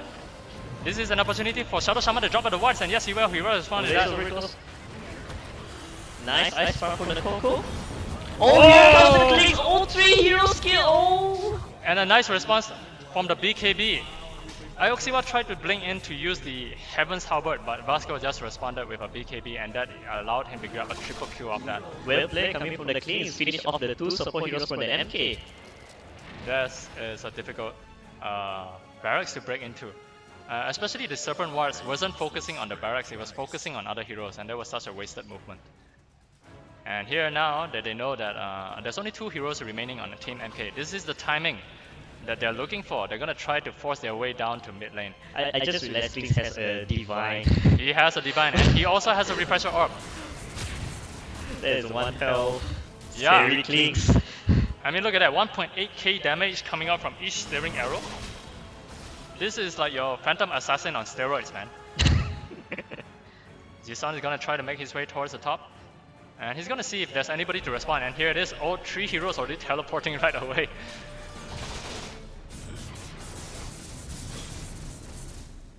And he will safely make it away. 3 heroes responded to the safety of Excel. He's really living in Struggle City right now. Yeah, because they have the Amber, right, to prolong the game, so they have a difficult time to push the lane unless they are confident to push on one lane and straight win the game. Yep. I think we're in for another 30 more minutes because look at this, the tier 3 tower is still healthy as heck. But again, it really comes down to how they make Oh, the here buybacks. comes the Amber. Amber, can he get out there safely? He uses Oh, that. he uses a BKB to finish off the rack. Can he make it in time? Okay. He really needs to get out there right now.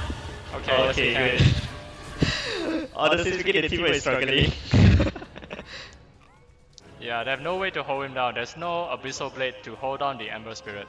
And if he keeps doing that, well, it will take a while. They really need the help of the Serpent Wards. And they also need the help of the Ember and this Ursa to take down the barracks. Yeah, they're still looking for the tier 5 items. Yep. But again, another timing window comes down to the next Roche. They need a second life. They really need all the help that they can get to push into this final barracks. And Team Raw, again, they're in the smoke right now. They're gonna try to find any stragglers. Okay. The Vasco is so confident. Alright, he just ate one of his skeleton army. This will allow him to have more HP. IOC1 might be the victim right now. They're gonna find him. Yes, they can. Hold him down. Yes, they can. Come on, guys. Blade Mail. Come on. That's how you take down the Clinks. Since the center is not enough to counter Kling's damage. Yeah. A very nice find. They're able to get onto the Centaur War Chief. And here Little Giant will find his way into the Rose Pit. He will be able to grab this easily with a double damage rune as well. They're gonna try to find as much support as they can. In fact, mid lane is being pushed in. Jisun is applying so much pressure. Can he get out of there alive? Yes, he can. This is really well played by Jisun. Just keeping the enemies in their base while Little Giant is safely taking out the Roche, and he will secure it safely. Another refresher shot, another Aghanim's Blessing going in the way of MK, and he's probably gonna give this over to Shadow Shaman because that's what they really read right now. They're gonna need the Serpent Wards to do as much damage as they can to the team fight.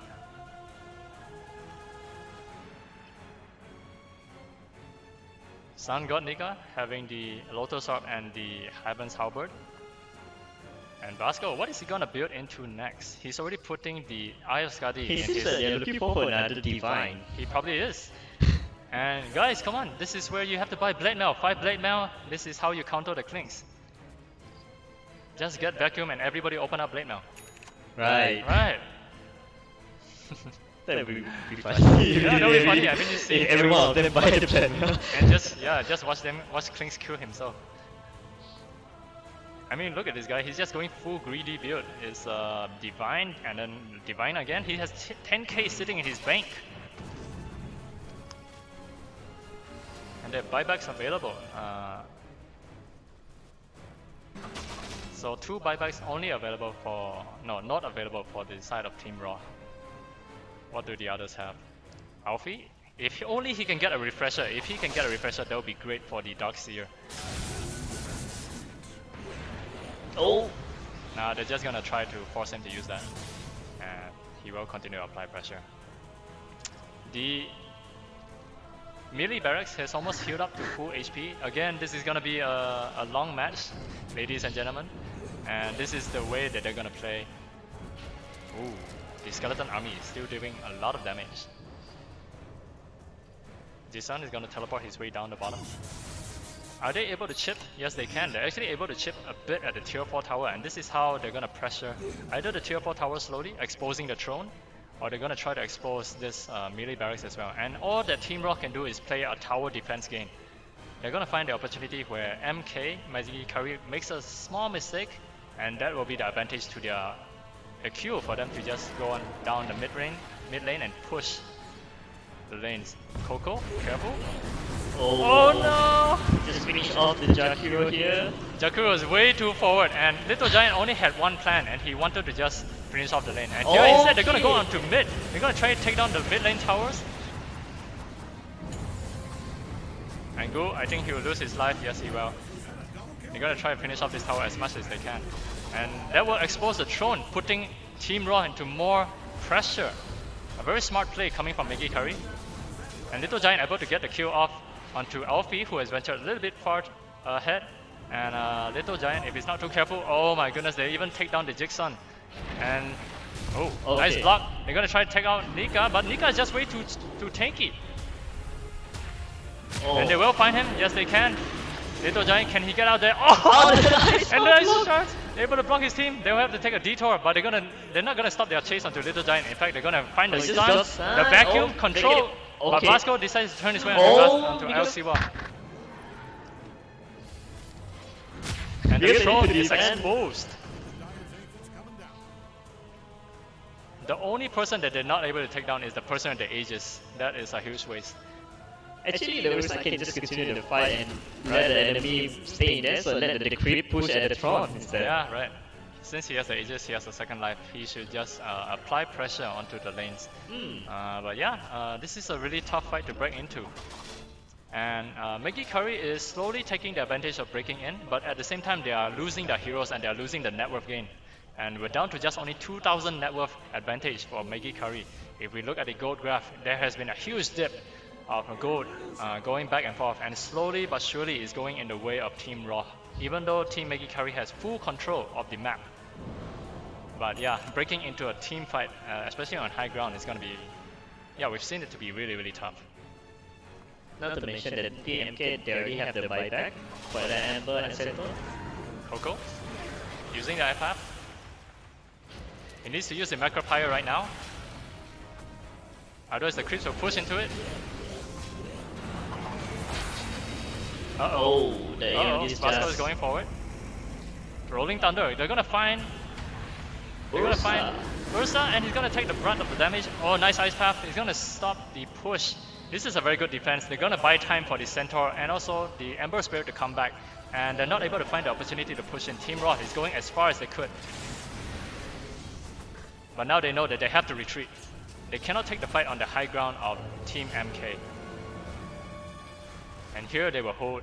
And their tower is still healthy, somewhat of a bit of a chip damage.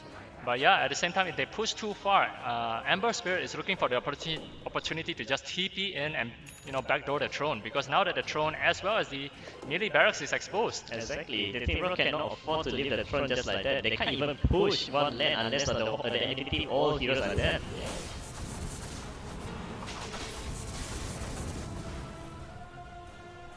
Since the Ember is flying top, bottom, mid, keep pushing all the creeps. Since the Team Rock is constantly under pressure to defend the thrones. Yeah, they need this task to get 5 Divines and 1 Shadow Blade. I mean Silver Edge, and that should be the one to seal the deal. Oh, exactly. And here we see tier 5 neutral items already coming out. One of the best ways to farm the jungle. They really need to secure these tier 5 items. Oh, Vasco, he's gonna invade the jungle. And if he's able to spot it out, he doesn't want to push his luck. Oh, are they looking for the Amber instead? Yeah, they're looking for the Amber, the bigger target. But Amber, he has to play his mind out. As the response from this Vasco, Cranks, man, is huge. He's already 6 slotted, 7 slotted, he even has a Sight of Ice ready to go, queued up. And even an Ex Machina, a double refresher. Imagine having 18 seconds of BKB onto a Clinks. That is one of the toughest to deal with. And if you're able to use Death Pact continuously with your skeleton army lining up, woof, that is a lot of damage. And an army to boot. Oh, he decides to pick up the Stygian Desolator. Even more damage. He's almost sitting at, I think he can go even to up to 3k damage when it comes to the crit.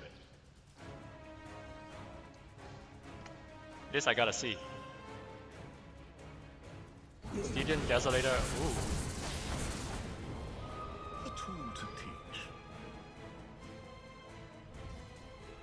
They're waiting for the next Roshan.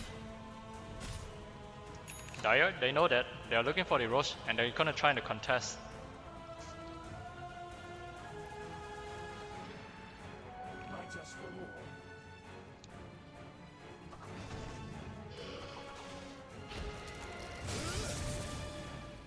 Oh, now the King is looking for. Oh, the AODs is just broke.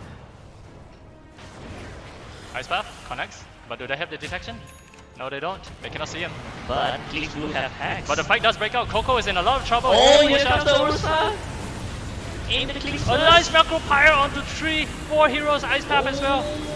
They almost got Vasco. They did. They take down Vasco. He's gonna immediately buy back and he's gonna try to rejoin the fight and check out his teammates. But at the same time, Rolling Thunder is trying to hold the team at bay. And here, Alfie has also rejoined the fight. There's a full buyback Oh, there it goes. from Team Raw. They're gonna try it as much as they can to converge. But But they if also they try can to find finish off the Ursa. Oh, he tried to finish off the Thrones.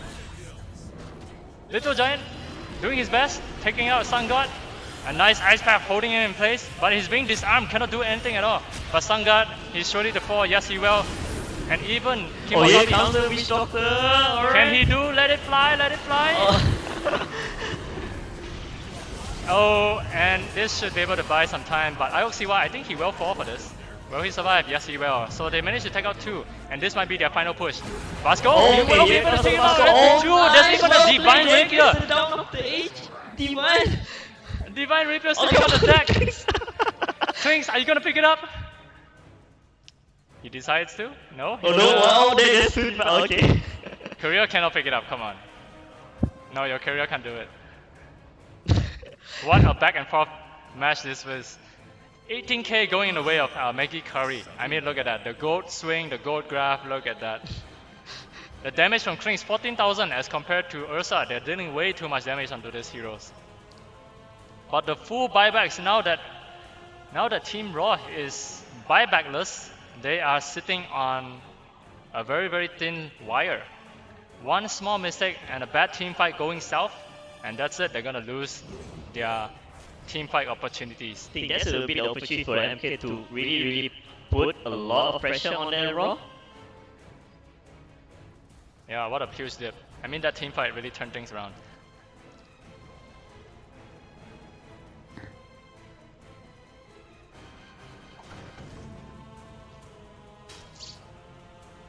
So they're gonna give the Pangolia a Divine. Very nicely done with the Swashbuckle especially. That's gonna give him a lot of damage. And he's gonna be very happy about it. Who is going to deal a lot of damage. So what do Ursa replace his... okay, he's still sitting with a lot of money there. And I think he's gonna be a Divine Rapier all the way for this game. Everybody's just gonna pick up Divine Rapiers. Everybody's just gonna drop Divine Rapiers. And huge horse centaur right here. Honestly speaking, that's what you see. He just need a blend. He seriously just needs a blade now. I mean, that's what you need to do with a Klings, right? Just let him kill himself. I mean, everybody's gonna be doing so much right-click damage. Refresher. This guy really needs a refresher as well. A double wall, a double vacuum is really what really turned team fights around. But since Daxi is looking to buy another hex item site instead of the Klings. I feel really sad for this guy, Axel. I mean, look at that. Look at that. It's twice as much net worth as the next position 5. That's the price as a support, bro. Oh, smoke. They're gonna find Oh, Coco. there goes. Okay. He managed to avoid the strap, but a vacuum onto 1. They will find the giant. Ioxiwa. Oh no, but see, then look at Ember is trying to finish off the throne. Is he trying to do it? He's gonna let the team fight happen at mid lane. See, okay, Ember is trying to finish off the throne. Ember? He's got the Book of Death. Oh, he doesn't keep him from the Klings. Vasco is gonna try to break the fight up. Do they have it? Oh no, he broke up all the creeps. All the creeps are gone, but they're leaving the mid alone. They will take out the Ember. And it's a 1-for-1 trade. They will lose 2 of their cores. They're gonna drop the Divine Rapier. This is a very cheeky play by Jixon. A very, very cheeky play. That is so close for Ember. With the Book of the Dead lined up, yeah, he was so close. They even have the all-seeing eye to be able to see how much HP the Throne has, and they're gonna try to do a backdoor. But Gu, is he able to get out of this? Oh, a little bit too soon to be using that. He used the Ghost Scepter to get out there, The ice shards. Oh, here comes the Emma trying to push the throne. There it is. Oh, and he's gonna try to force this lane? No, they're gonna just leave it. Even the creeps are just gonna break, and it will be a mega creep. Okay, there will be mega It will be a creeps. mega Will creep. it happen? No, Is is no. it now? Come on! Ah, just That not is there. so close. I'm, I'm getting some closure issues. There's no closure to Yeah, this. if I'm a Any team, of bro, I'm these gonna be barracks. suspect a lot. Just a little bit. Come on, guys.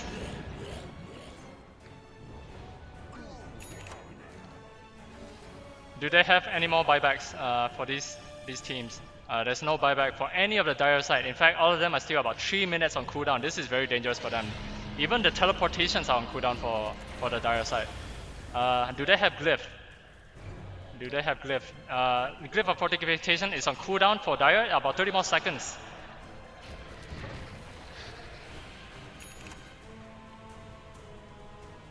So this it is. Will they able to defend?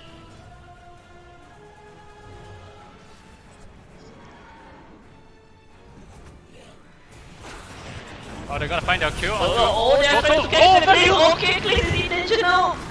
Oh no, Clinks! No, Oh, Vasco! no, He's no Clinks more! is He's GG. dead! The team is dead! There's no more buyback from the team, and this is the opportunity that MK is looking for. They're gonna Yeah, find they the can throw, finish they're off gonna the- find the kill, they'll get a Okay, team well wipe on the played, team Team roll. This is it, MK. ladies and gentlemen. Good game and well played for Team Maggie Kari. They have managed to take game 1 in the best of 3 series in our SKADII tournament, the grand finals. After a good 69 minutes game, we have finally seen the end of it. This is just the first game, bro. We have another 2 more rounds if the MK won and if the Raw team in the second match. That was a mistake vacuum, I believe, from the Darkseer, which pushed away the Jakiro at the very least. But that was a huge bait for coming from Coco, and a very nice response from Team Maggie Kari.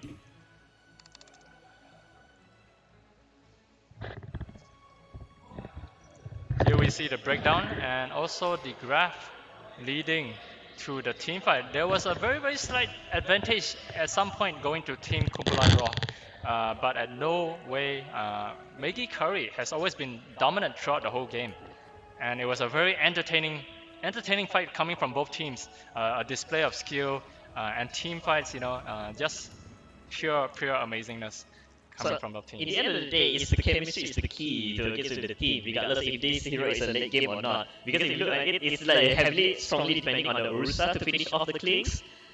But unfortunately, on the last 4, Clinks got caught earlier, and everyone was trying to support him, but unlucky for him. Vasco. It was the mental duress, right? I mean, for both teams, they are like 6-7 slotted and sitting on 10k in their banks.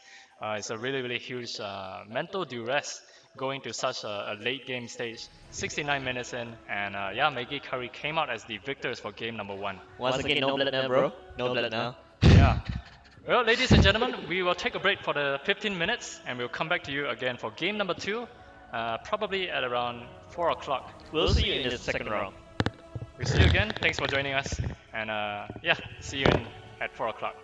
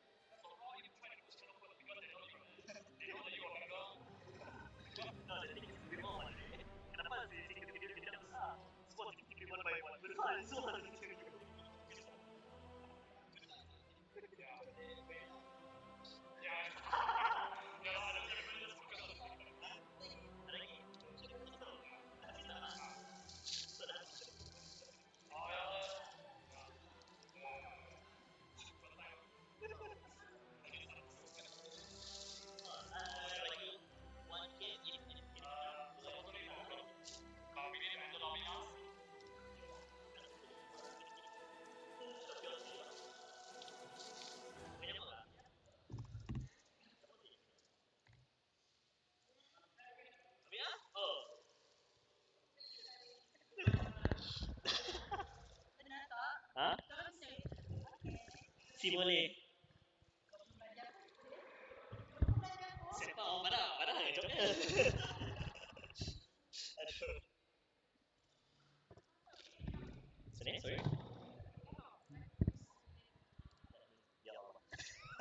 Nah juga.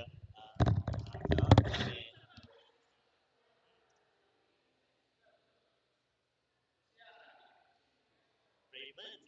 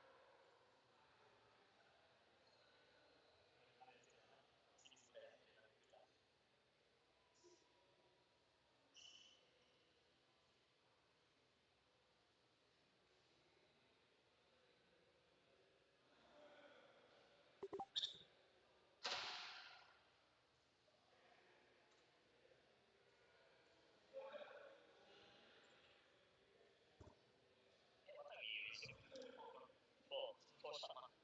Oh damn. Oh la. Doesn't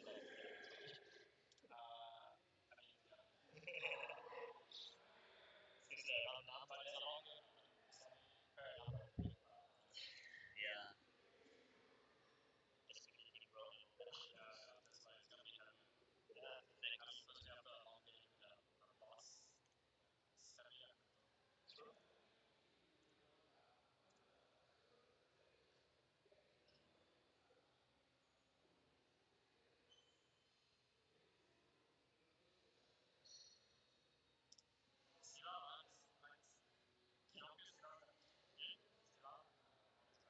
Yeah. I have to worry because actually my head is a bit heavier now. Kind of a bit heavier now. You know the kind of silence where you look into the sun for a while. I mean like blackout. Blackout is like when you look at very bright things like that. It's very oh yeah. That's too bad.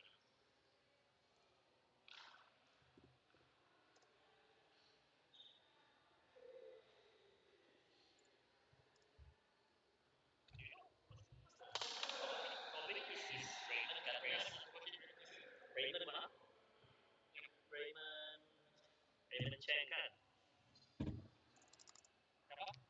No, because he registered his name as over YPC instead of his real name. That guy. Yeah.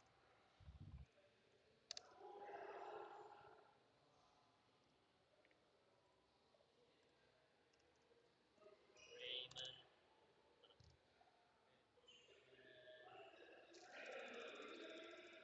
If his Chinese name Cheng mana? Cheng Bun Siong. Cheng Bun Siong kan? Cheng Bun Siong.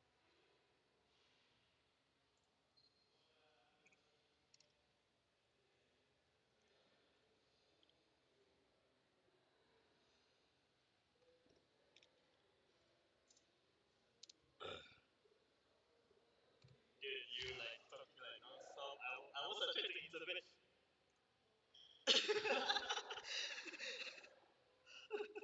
Because a lot of different happening, man. I know, that's why I tried to. A lot of different happening, so I was like, oh, had to get plugged in.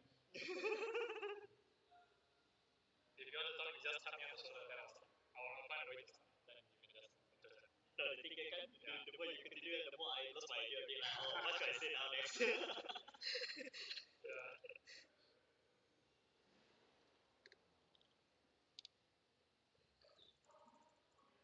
Like the crowd. Even though it's a weekday. Not bad lah, not bad. Even though it's weekday. Like,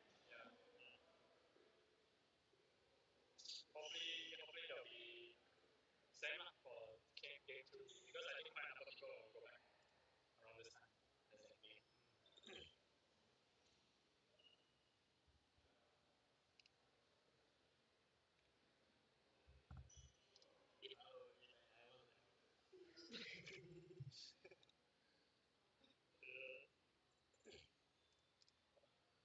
Serious ah?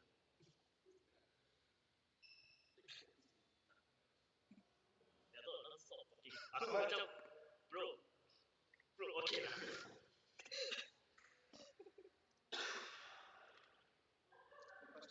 Hmm? Total. Oh, I... Hello?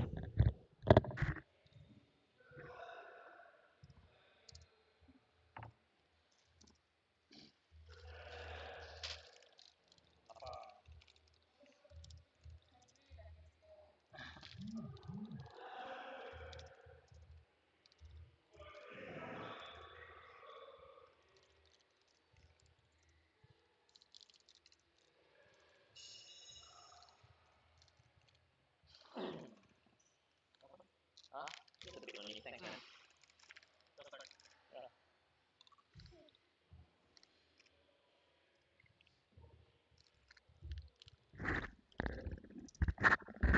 Sini sini ada apa? Tidak buat tidak. Tidak. Tim bro. No. Ni dah, nangat fonte. Nangat tayo. Nangat fonte.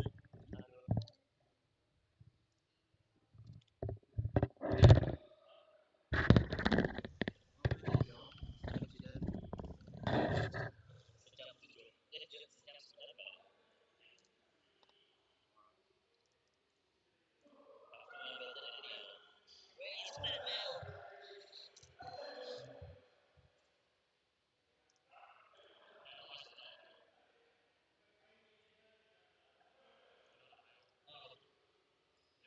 So cool.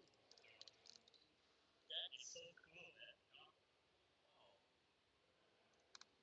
We'll do it next year again. But you give some. Okay, dah dapat. You do, huh? You do what you do. But this kind of meeting.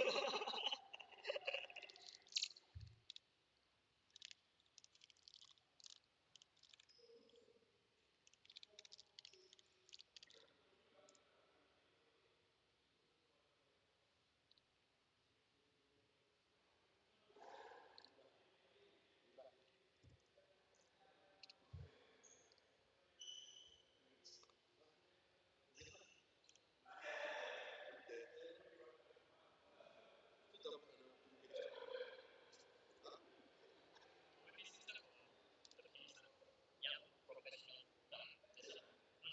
Yeah. The logo is the dark one is already logo yang I don't need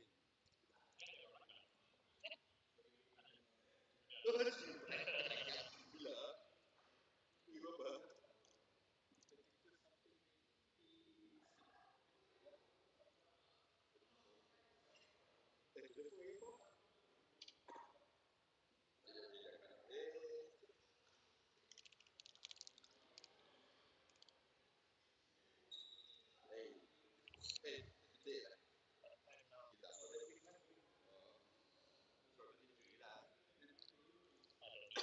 He doesn't want to read.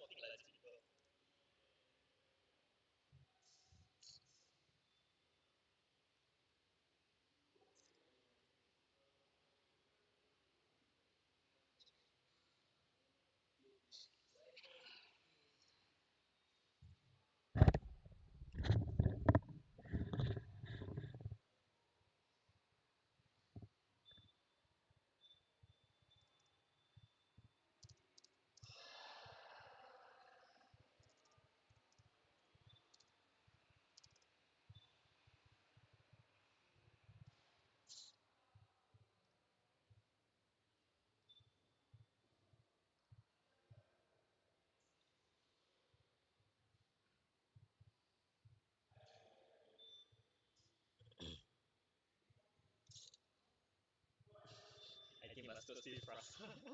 Yeah, See. I just want to buy some time. Yeah, I guess so. Oh yeah, oh, tanda mas to ya. Terus ini just espresso. Oh damn. Wah, beli banyak ya. Wow. Betul lah, all them so bad. Tengah tunggu player tu. Uh, kedua. Uh, first game dah intens gila, sejam lebih.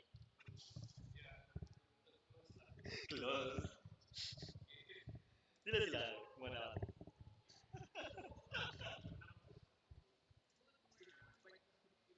Mun tim rock menang, bukan menang. Aduh. Siapa? Tim Maggie, Kari, tim Belden. Udah mau. Si masalahnya why don't play Bell aja. Kami orang udah dari why don't play Bell. Main saja. Malah aku benar kurang nak main itu.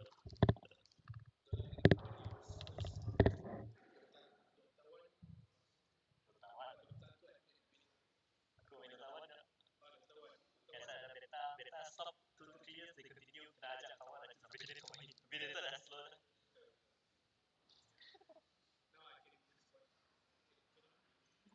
Hanya nak hope aja. Wujud dah muda.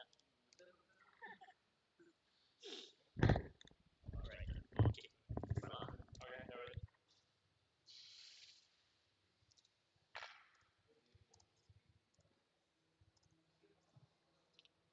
$70. Lama.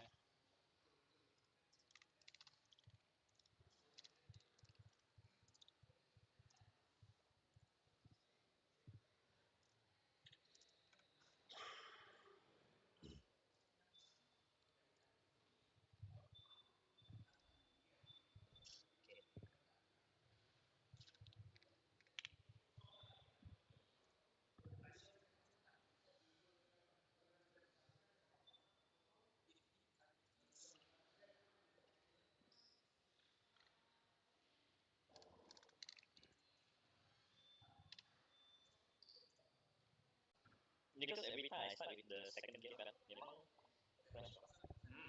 I have to restart my one all over again. Okay. 2 minutes from now, journey. Yep.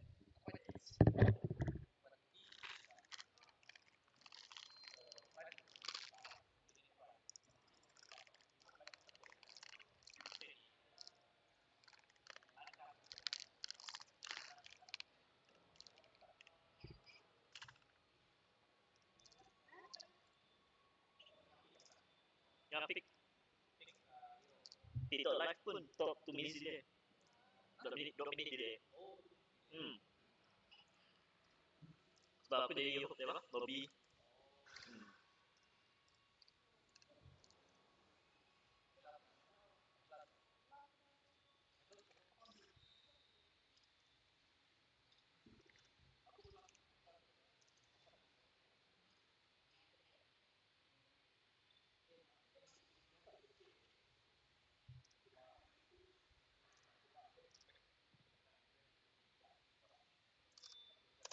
Okay, ya dapat minum dari mana? I'm not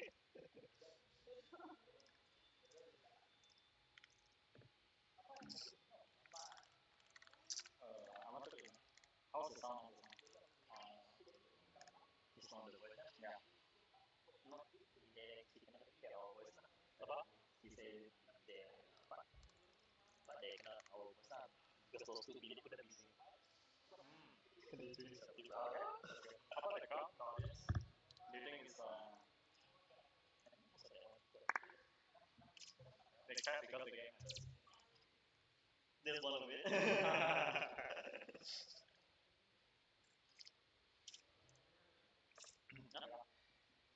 Oh, dah start tapi 2 minutes dia. Apa?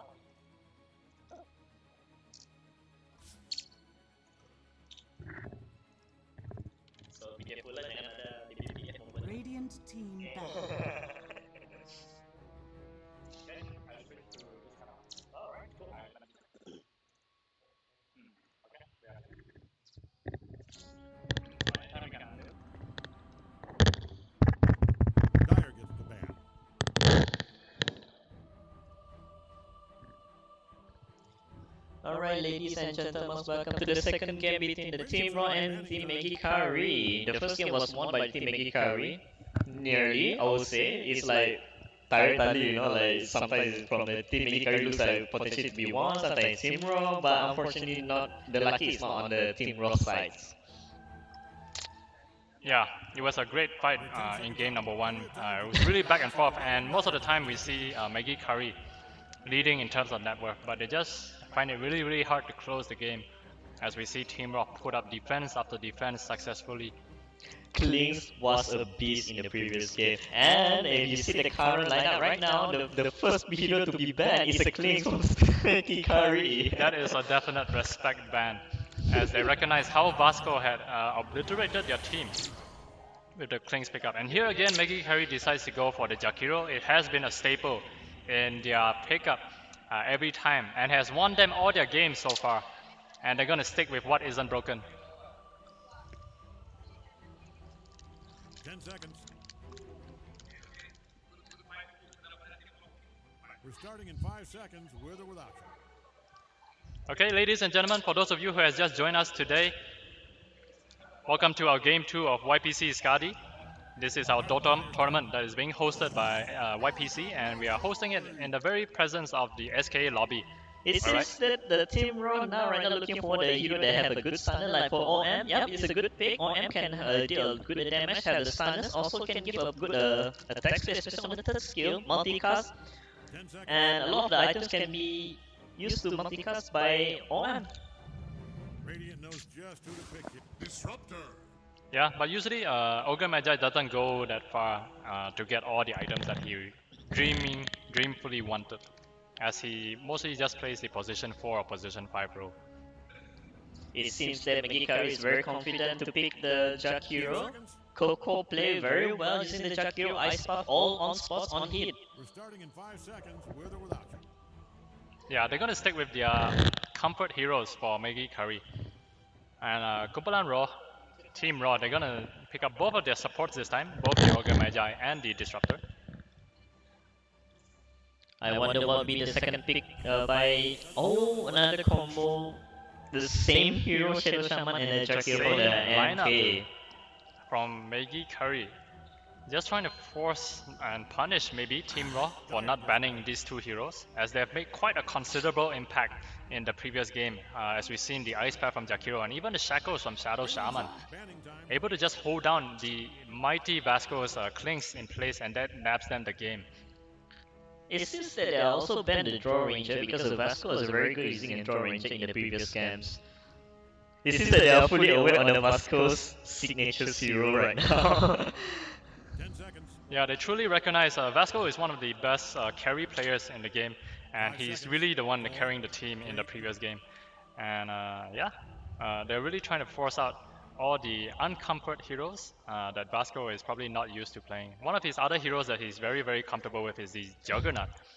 We have yet to see them seem Vasco or Team Raw to pick it up, as they did ban it in the previous game from Team Raw themselves. Dyer gets the ban. Okay, Okay, Viper is the next hero to be banned from the MK. Yeah, I think Maggie Curry recognizes that Viper is one of the annoying heroes to deal with, even in the lanes, and he's one of the tankier heroes that's able to withstand this kind of DPS, damage over time, DOT damage over time. Heroes such as Jakiro that really relies on this kind of damage to win the team fights.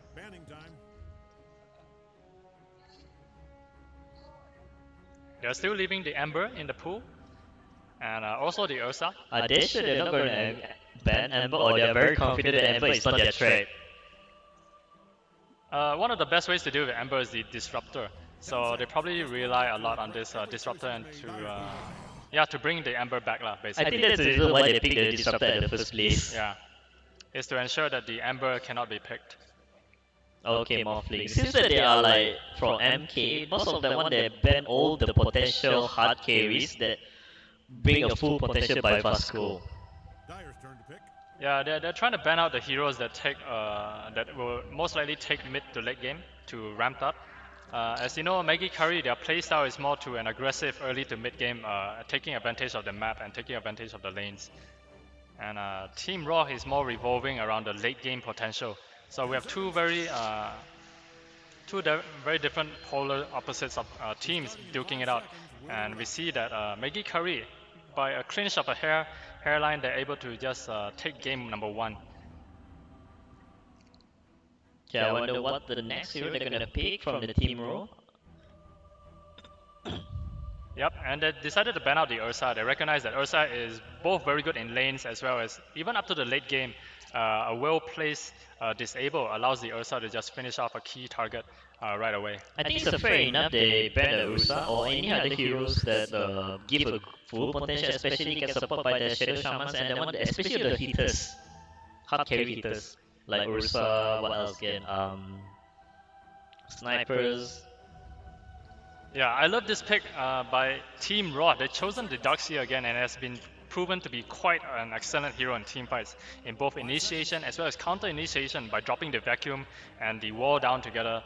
It really opens up a lot of spells, and doing that against the disruptor, I mean having the disruptor in your team, you're just going to open up so many opportunities to turn the war into your favor. And again, Darkseer is one of the best lane controllers in the off lane, and he should be able to survive easily if given alone.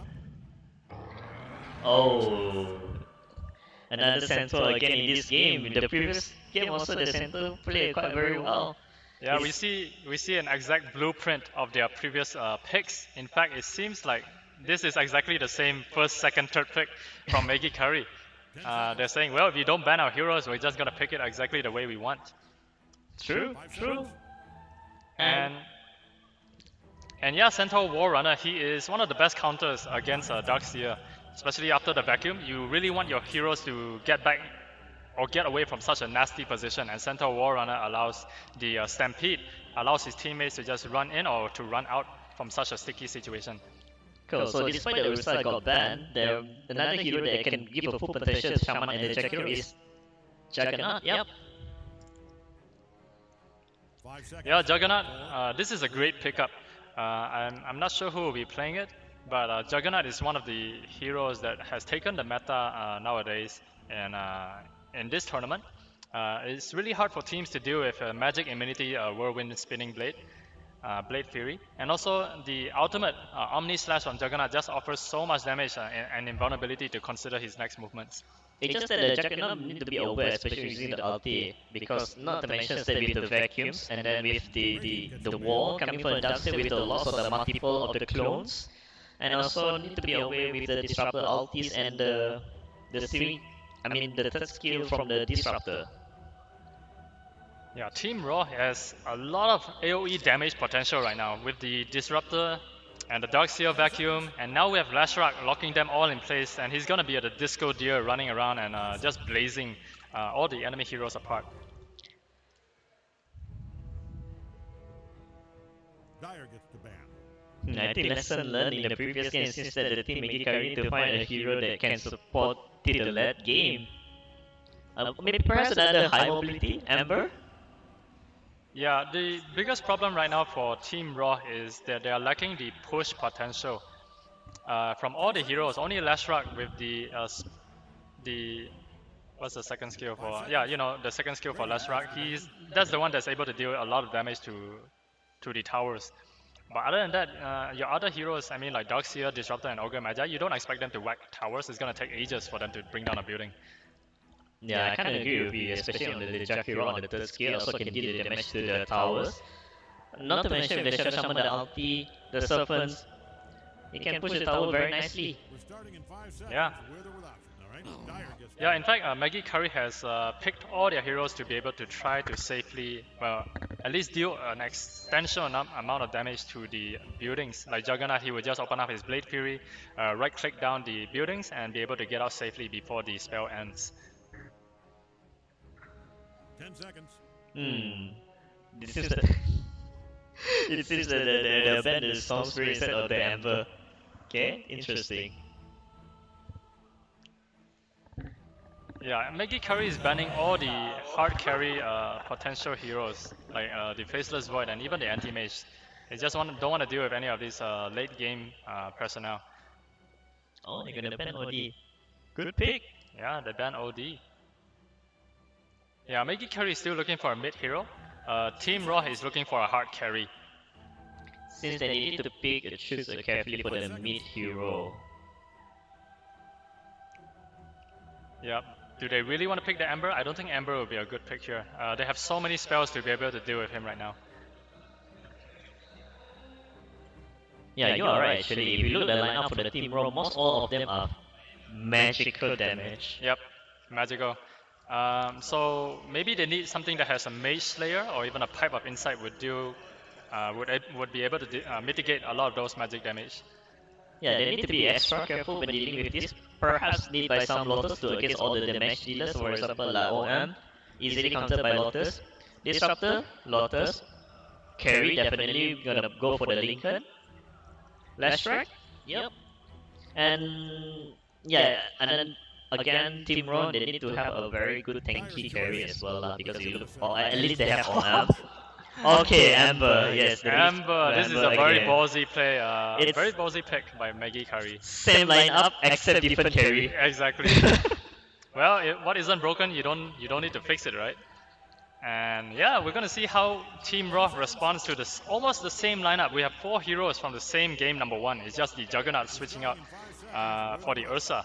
Since the Team Rock is like looking forward the same blueprints, same lineup. And I think Maggie Kari is very comfortable with playing the same heroes that they have played in the game number 1. They would be able to feel it as if it's their second limb.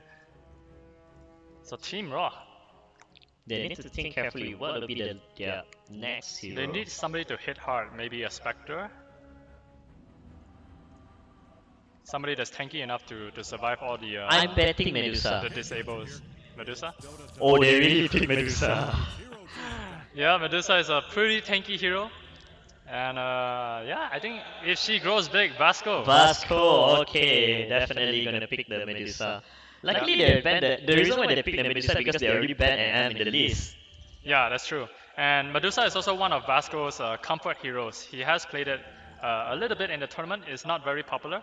But yeah, Medusa, here it is. So Idris, which lineup do you favor more this time? It's hard to say because unlike the previous game, it's easy to say, okay, the team NK is more balanced, meanwhile the team Raw is more on the late game side. Now both of have a very imbalance in the lineup right now. So it's for me, and based on their performance in the previous game, I cannot say which team is gonna win. It's kind of 50-50 for me, honestly speaking. For me, I really like Team Raw's lineup. I feel that they have more survivability in terms of tankiness among their heroes. It's going to take a while for Maggie Kari to be able to take down one of their heroes, especially Darkseer, Lashrock, and Medusa. It's going to take a while to take down these heroes. But unlike the previous game, the MK, they don't have a carries that can sustain to the late game, but they have the Juggernaut, so that's what I find is kind of a bit hard to say. It's hard to say which team is gonna win this time. Yeah.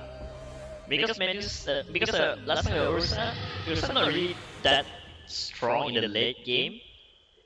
Because it just heavily depends on the third and the second skill only. And that's it. All right, get ready.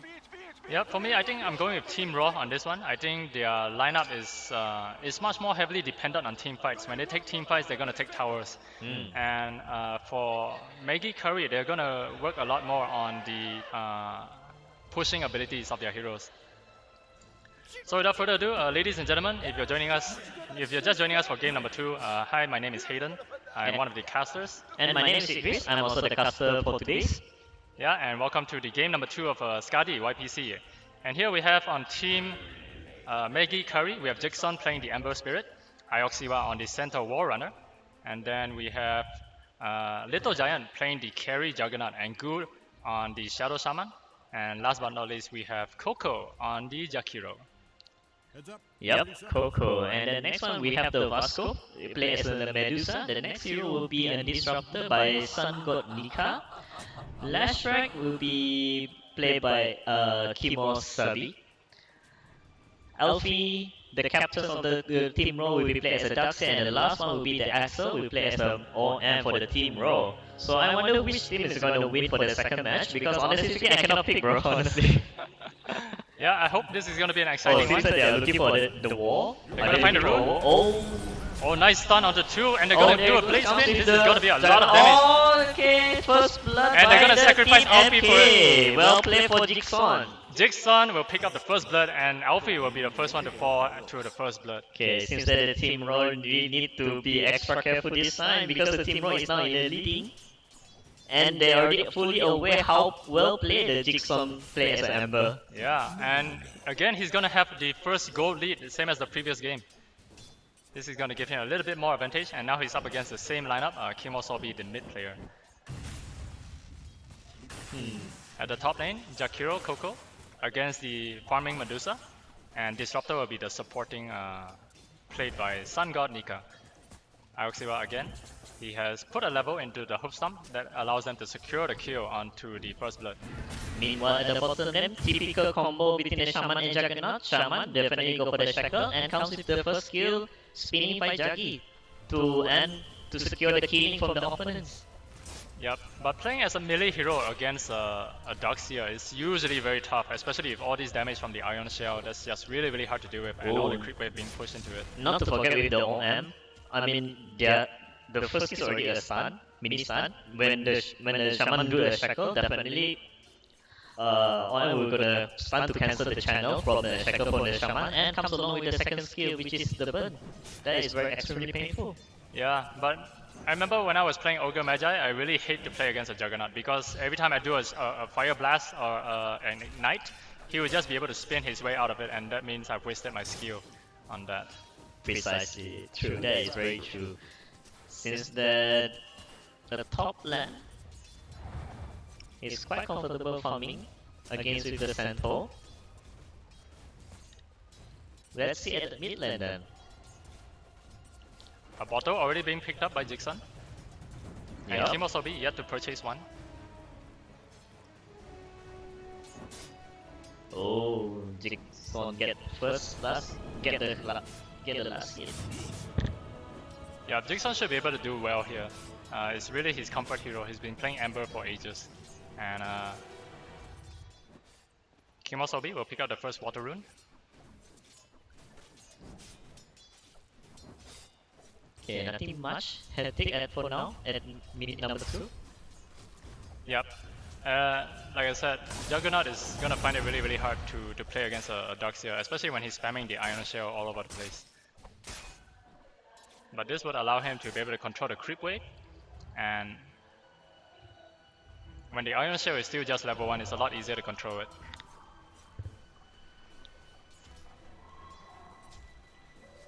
Oh, we'll see what is Jakiro doing at the enemy. Are they trying to get a second kill at the mid lane?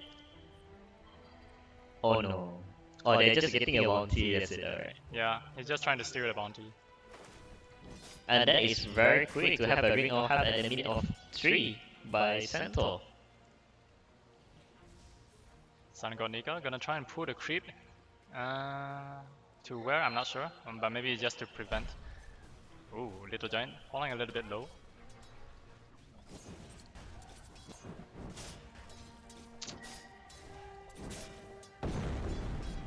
The Sun connects, dealing damage onto Jigsaw, and that will not stop him from getting the last hits. It seems that the Ember now finally take a Searing Chain. At least level 1, unlike in the previous game. Yeah. He maxed out the second and third only. Yep, in terms of kill potential, I think mid lane will be the first lane to be able to grab that next kill.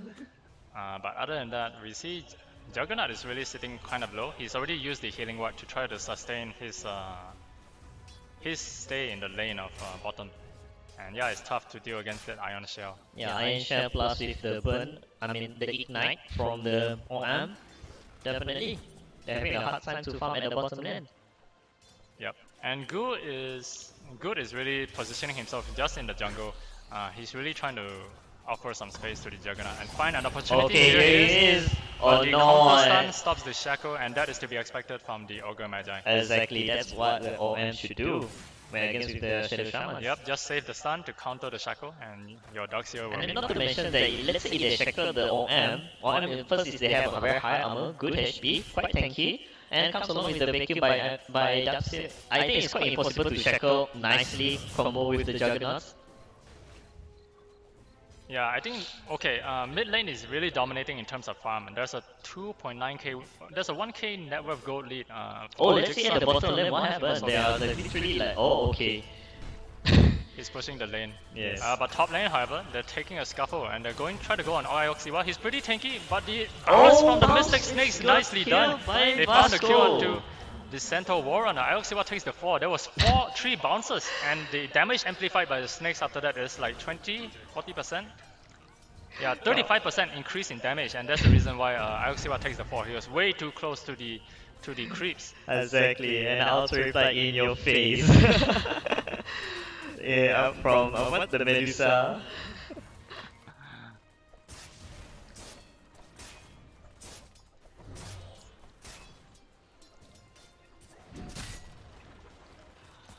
Alright, so nothing much happening. In all 3 lanes, they all are busy the farming. But trust me, they did, especially for the TMK, they need to do something before the Medusa getting fat. Sangonika helping to stack the neutral creeps for Kimosabi, or even Medusa. Oh, and Medusa now is in danger now. But he will be able to get out there alive. There's no stun incoming.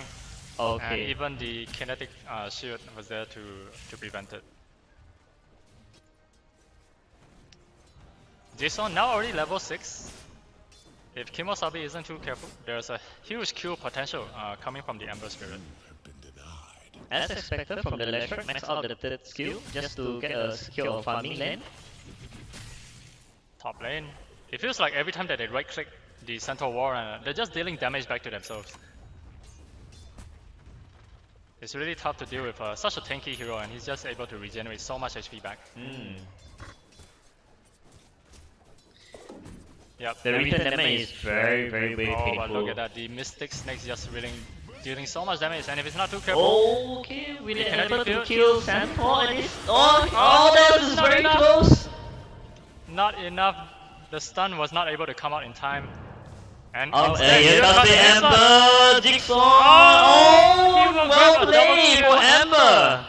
A nice rotation by Jigsaw, able to finish off the 2 in return for the Centaur Warrior.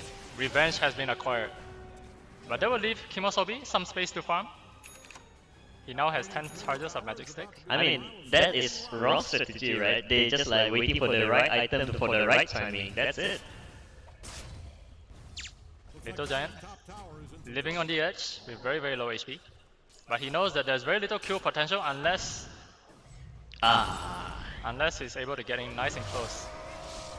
Yeah, he has to use the Blade Fury, otherwise he's gonna take way too much damage. And here it is, they're gonna make their move, they're gonna try to stun him up. Alright. Vacuum in, right click, not enough, even the healing ward. Oh, nicely done, well placed bait. And XL is gonna give up his life and try to take out Little Giant, but no, the healing ward is just doing a lot of work there. Nice bait by the Little Giant. Honestly, if I also team, I did not expect the Jagger would play that such a way like that. He knows what's coming, it's all calculated. It's all calculated. He was definitely relying on the Shackles, because he knows that Ogre Magi has used up the stun, there's no way that the Shackles can be cancelled. Even after the Darkseer has used his vacuum just to secure the kill onto Little Giant, but it wasn't enough.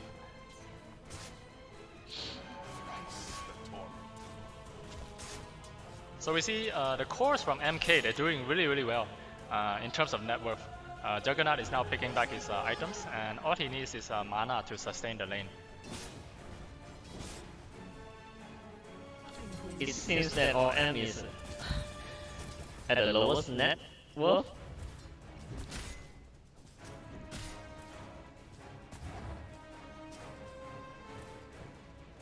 Whew.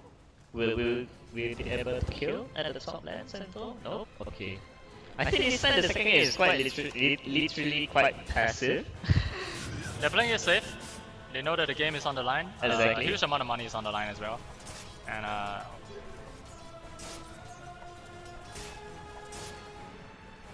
Yep, that's a lot of damage.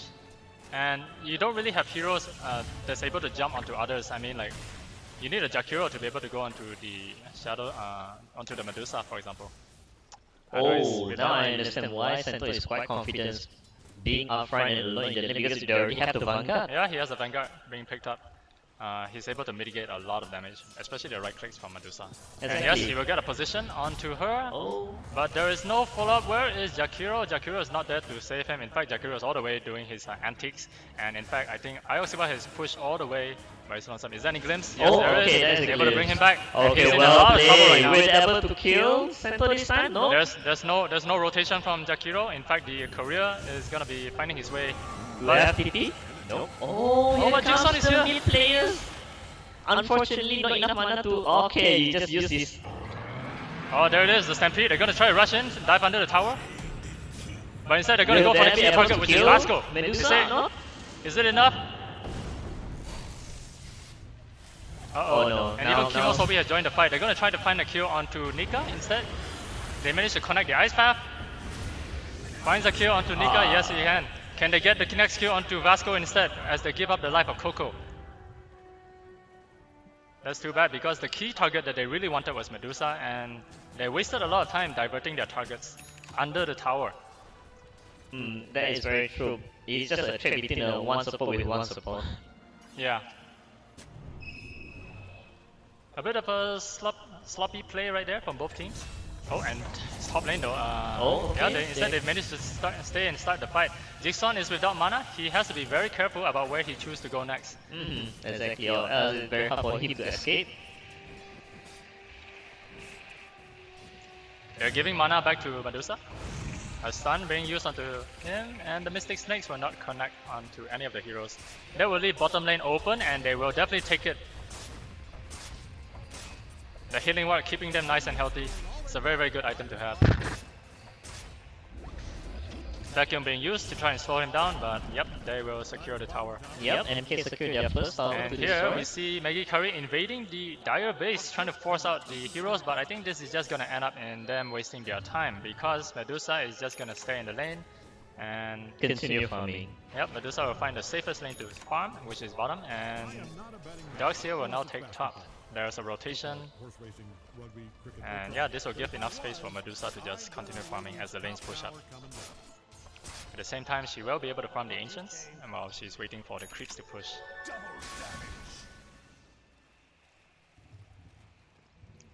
Zixon on the hunt. Oh, Zixon is very confident, looking for the next victim. Oh, they might spot out Zixon. And Nika. Gu is even in the mid lane, but they've already dropped the Serpent Ward. They have nowhere else to go. The DD rune already picked up by Kimosobi. Once again, MK did very well to pressure on the Team Raw. And Team Raw is currently a bit, I can say like a bit struggling to farm. Medusa have to go at the bottom there to continue the farming. Because it's continuously being pressured by the Team Raw, especially Centaur and Amber. Now Amber moved to the mid lane in hoping that to destroy the next tower. Yeah, the matchup top lane Centaur between Darkseer is gonna be an easy matchup for both sides. Nothing much is really gonna happen. The next kill potential is probably around mid. Because that's where the Maggie Kari have set the sights on. They really want to take down this tower. And they're gonna find a kill onto Coco. Okay, They managed to start off with a alright. stun.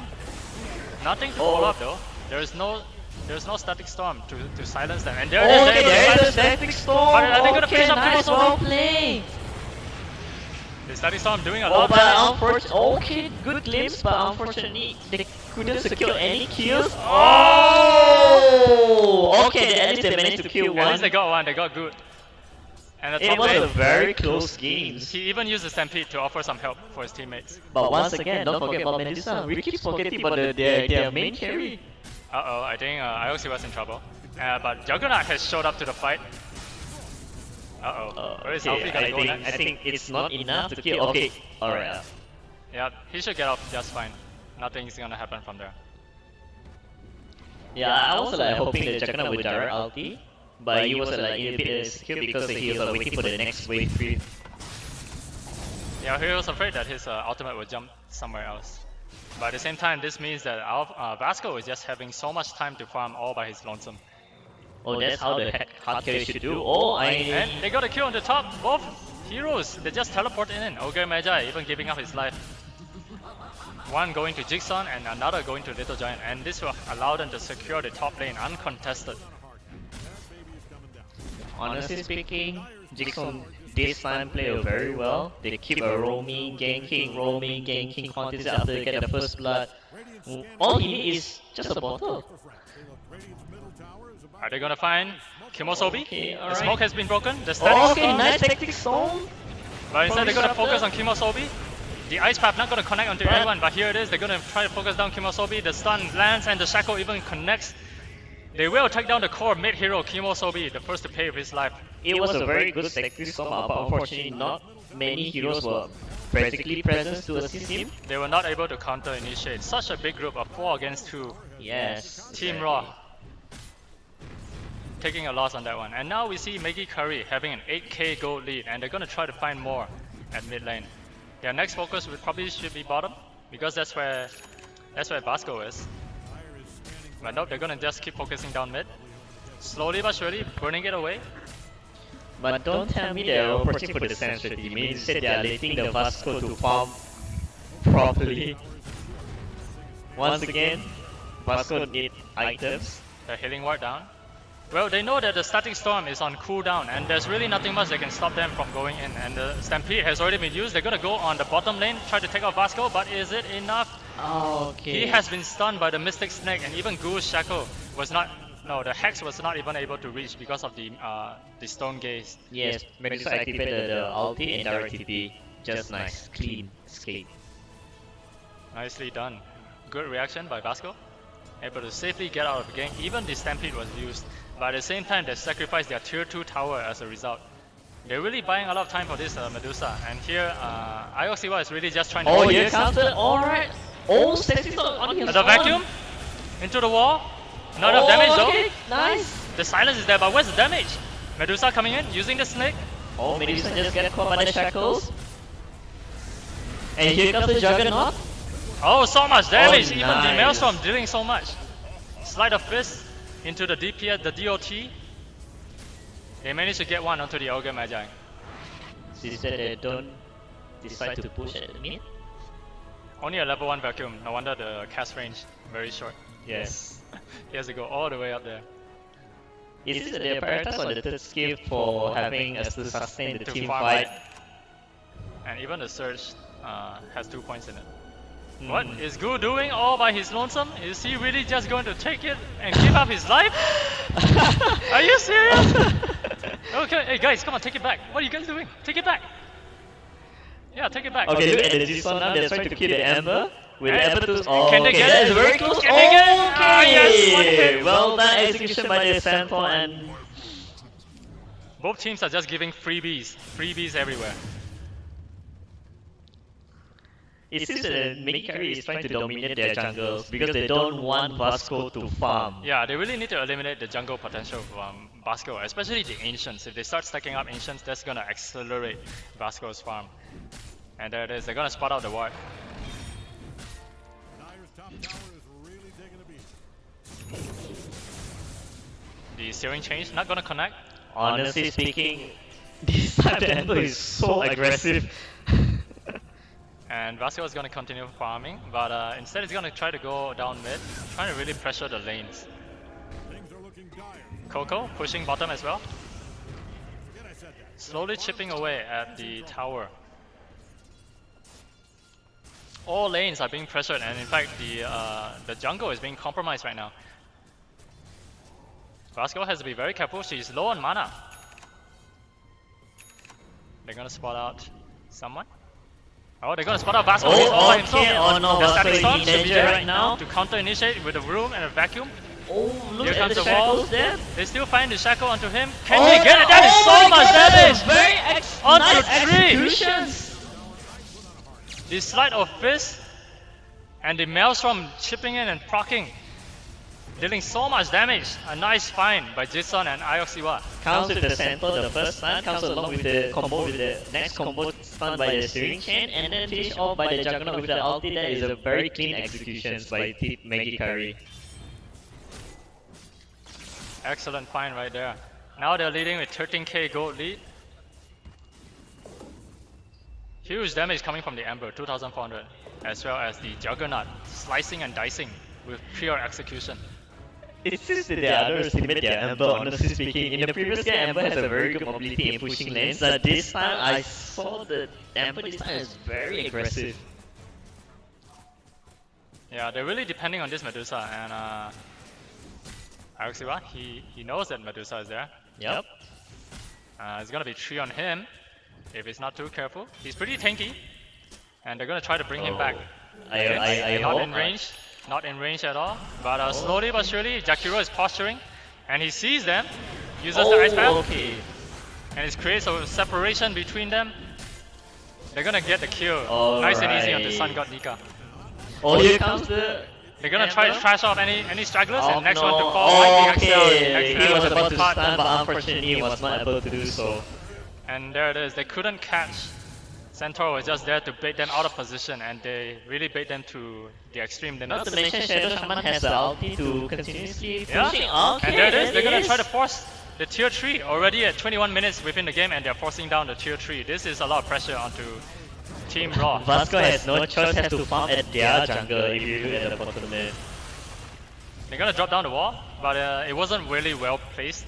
It's just, I can just go around it and hit the tower anyway.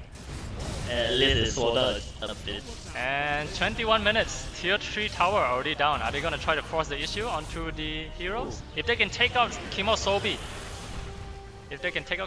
they would allow them to push into the lane, but they're not gonna force it. They know that other heroes are posturing. But honestly speaking, Counter-initiate. the key for Team Raw to turn the tide will be Disruptor. Disruptor need to control Ember really this time. Yeah, especially the key areas like this bottleneck. If once a well-placed static storm there, it's really hard for Maggie Kari to push into the high ground. Exactly, that's very true. But now the barracks has been exposed. It's gonna be hard to defend an exposed barracks, especially if you're pushing too far. Maybe Amber, again, he's playing the boost of travel build. He will just go in and slowly chip away at any exposed items and barracks. Since the Team Maggie Kari cannot afford to lose a single second right now, because they really need to push as soon as possible, because once if they drag this game to the late game, it's very hard, especially when the Medusa has a very good item, SKADII, well, there's BKBs, Butterfly, not to mention again OM. If the OM already have the item, for example like Hex, Sight, it's going to be very difficult for them to counter. Yeah, Medusa still sitting at the... Okay, now Team Maggie Kari is looking for a kill. They've already smoked up and making their beeline way to the top lane. Exactly, they don't even need the Ember to smoke because they know Ember will come and join the fight. Amber has a BOT, a boost of travel. He can easily be such a mobile hero to move around. And now they spot Medu at mid. That's probably the key target that they want.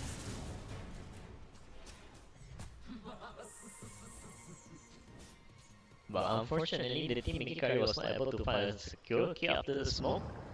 They really need to But go for the at Rosh. least they're able to control their jungle. They really need to go for the Rosh. It's probably a safer bet. And yes, seems like Juggernaut has thought of the same issue. Since the Juggernaut already have 2 items, Manta and Malgine, at the minute of 23, that is really fast. Yeah, being in the second place of the net worth chart, Little Giant has found a lot of potential to get kills and farms. Oh, why Shaman cancel the shackle? He probably got whacked. Yeah, I got whacked by Russia. So as usual, Maggie Kari likes to play a 4 and 1. So 1 being Jigson, he's just gonna go around and mess with the enemy team, while the rest of the Maggie Kari will just stick as 4 people. Oh, there's a DD there.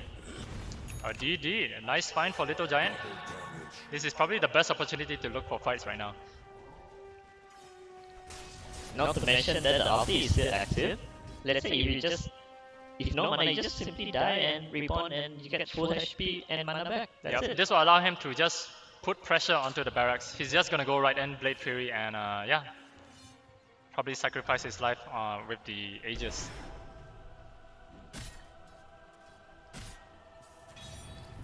So Sending out his illusions to cut the line. I think we can see the usual pattern by the Ember. At this time, all he needs to do is keep pushing the other lanes, ratting all the way.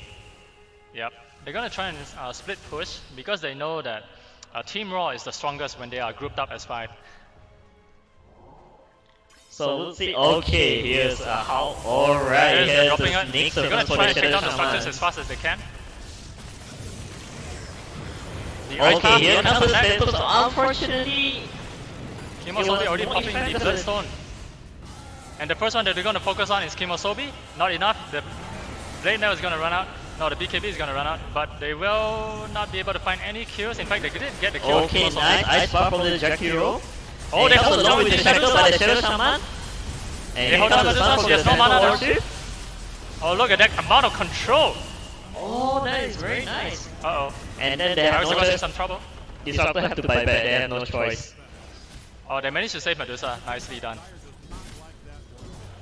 Honestly they did- speaking, Team War really needs something. Because I just realized that there's no one single hero to initiate. Other than Lashrak or Medusa, but Medusa have no enough items to counter them. Yeah, not yet. But Medusa, we've seen her to deal quite a substantial amount of damage and holding the line. If she were to get a BKB or anything bigger than that, maybe a SKADII, she would be able to, just be able to hold the line right there and then. At 25 minutes, 24 minutes, Team Raw has already lost one set of barracks. And that's going to put amount of pressure onto the mid lane and easily open up the lane for Ember to just go wherever he wants. Jackson having the time of his life in this game, being able to do whatever he wants. He has already picked up a BKB and even an Aghanim Center. That allows his Fire Remnant to have an increased cast range. Look at that, 3,000 range to just be able to fly over the map. Not to mention that they have the BOT and he even has the haste in Ice this Path, battle. thrown out, not being able to Okay, connect. nice. Oh, all he did the The shackle, hex. but oh. Nah, it's not enough. Okay. They know that the counter initiation is there and there. And the macro pyre isn't doing Here enough comes the damage. Ember, typical Ember, rating the land from top and bottom. Yep, they're gonna try and split push now that the mid lane has opened up. Diabolic Edict, just gonna try and clear out the creeps as fast as they can.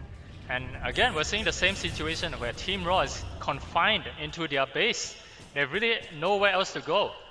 As Team Maggie, Kari is applying pressure on all lanes and pushing it up.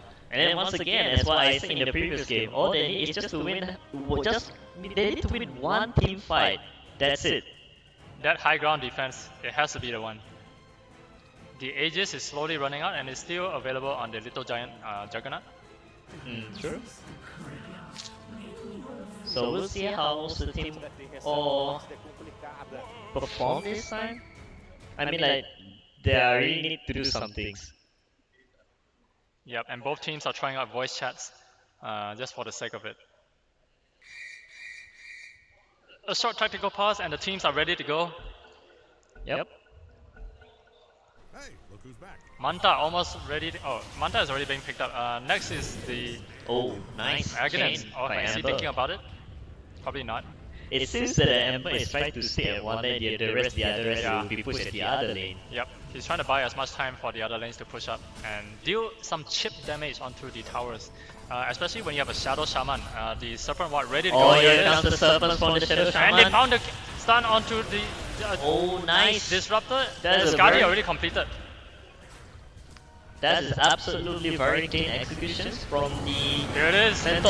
Okay, yes, good. And Burst Spirit flying in, Okay. immediately going to try to focus down the support. Nice ulti. The Omni Slash also flying out.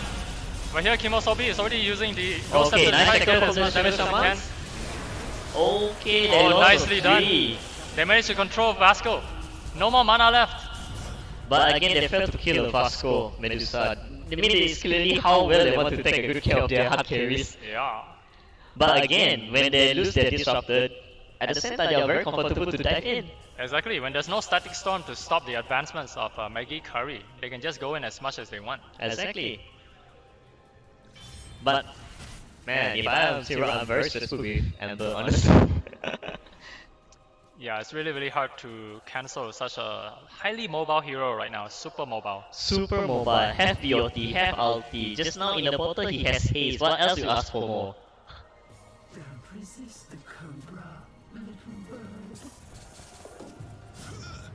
Medusa aiming for the Chrysalis and into a Daedalus next. So the timing is always based on the Serpent Ward. They're always going to focus on the Roche. Once they get the Roche, they're going to focus on the Serpent Wards, and once they have all of that, Oh, here they comes. found a kill again onto Sun God Again, Luca. they're catching the Disruptor this time. A little bit too far out just to ward the place, but he gave up his life, and here it is. Little Giant also safely He just taking down the pays towers. price. And this is the problem they're facing. There's no way that they can stop the advancements slowly but surely. Maggie Kari is chipping away at the structures, and this is objective gaming. But again, I think that's the reason why they just, like, Shaman have to rush ulti, use the Serpent, because in the end of the day, if the enemy they have a very good attack speed, I can say that the ulti is useless right now. That is true. Okay, here comes the Juggernauts, Little Giant. It's now within the hard carries and hard carries, the Giant and Vasco. Yeah, now that they expose the barracks, they're gonna focus a little bit more on the bottom lane. But as I say that, they're already converging towards mid. It seems that, okay, now the Centaur already have his ulti, Centaur Blink is going for Dagger, Blade they Dagger. already have the pipe against with the OM. I believe the OM, the second skill is kind of bit not that I think the painful. Blade Mail is a considerably good pickup, especially against Lashrak, who has a lot of uncontrollable damage. He cannot control the damage that he's putting out. Okay, here comes the Oh, kill. they're They're trying trying to to kill find a the good Shadow Shamans. Oh, A nice very save. close. Is it enough? He's gonna Will try they to able drop to kill the finishing. Shadow? Alright. Okay, nothing to force him out of that. Oh, but unfortunately, meanwhile the Amber is trying to their best to push the bottom lane. At every opportunity, this is a very cheeky play. Like previous game just now. And there it is, he's gonna try to go top next. They're gonna try to push some towers, but without the Shadow Shaman, it's gonna be really, really hard. They bring back Coco.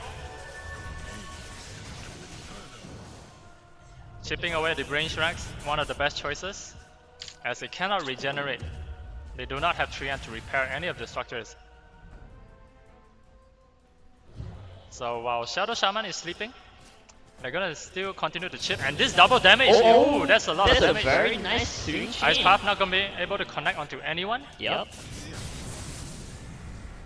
And Jigsaw still having the double damage, putting a lot of pressure here. Meanwhile, Centaurs are busy pushing at the mid lane. Yep. Oh, okay, he got glimpsed by the Oh no, he's Disruptors. trapped. But it's Oh, okay. finally he put the blade now. Let's Is it enough? now. Okay, here's the setting. Oh, Oh, the damage! Oh, my A nice God. find by the Ember. They're losing two of them. But he has to run because Medusa is hitting like a truck right now. A lot My- of damage coming from her. He's tanky, he got Pipe, he got Vanguard, and plus with the Blood Mail, definitely you're asking for a death when you open the setting slot on him. Yep, they really wanted that kill onto Centaur, so they committed everything onto him. But at the same time, Ember, Jigsaw just saw the opportunity to just dive right in with the BKB and obliterate the supports.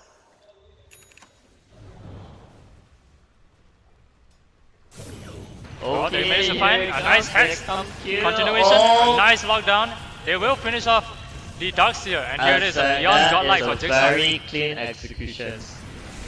And he will disjoint, get out there. But yeah, good!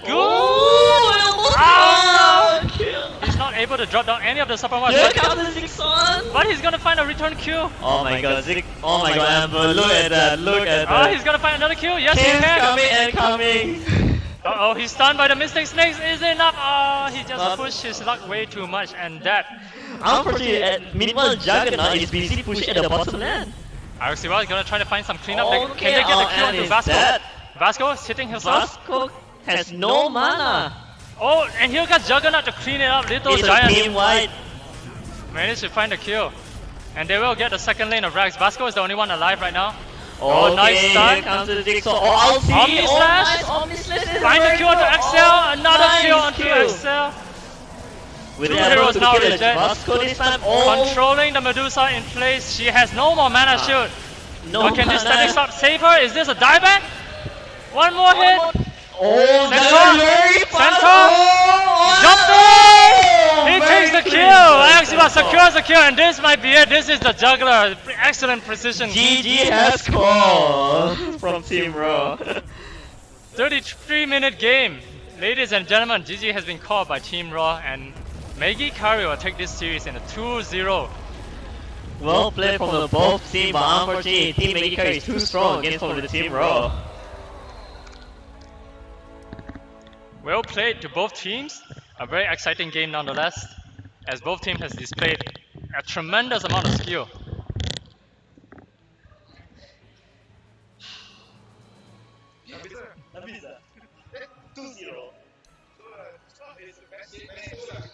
So we've seen Jigsaw, Ioxiwa from Maggie Kari are performing to their best abilities, but Vasco not able to do much as the carry Medusa, really riding on a late game hero, but they're not able to hold the mid game, and that is where Maggie Kari took over. As you can see, the graph has never dipped. It was a smooth sailing, and yeah, it was a struggle city for Team Raw. Man, well performed, especially Jigsaw and Amber did so aggressive this time, in and out, and then rating. I think they are having a difficult time to defend that throne. Yeah. Well, ladies and gentlemen, thank you for joining us. This concludes the finals for our YPC SKADII Grand Finals. Just so you know, we are here. We are still here in the lobby, and yeah, we really enjoyed the games that are presented here tonight, and we hope that you guys have enjoyed us today as well. So yeah, Thank you so much. thank you so much for joining us, and I hope to see you next year. And yeah, whoever's playing Dota, continue to play Dota. It is such a refreshing game to watch. We'll see you next year.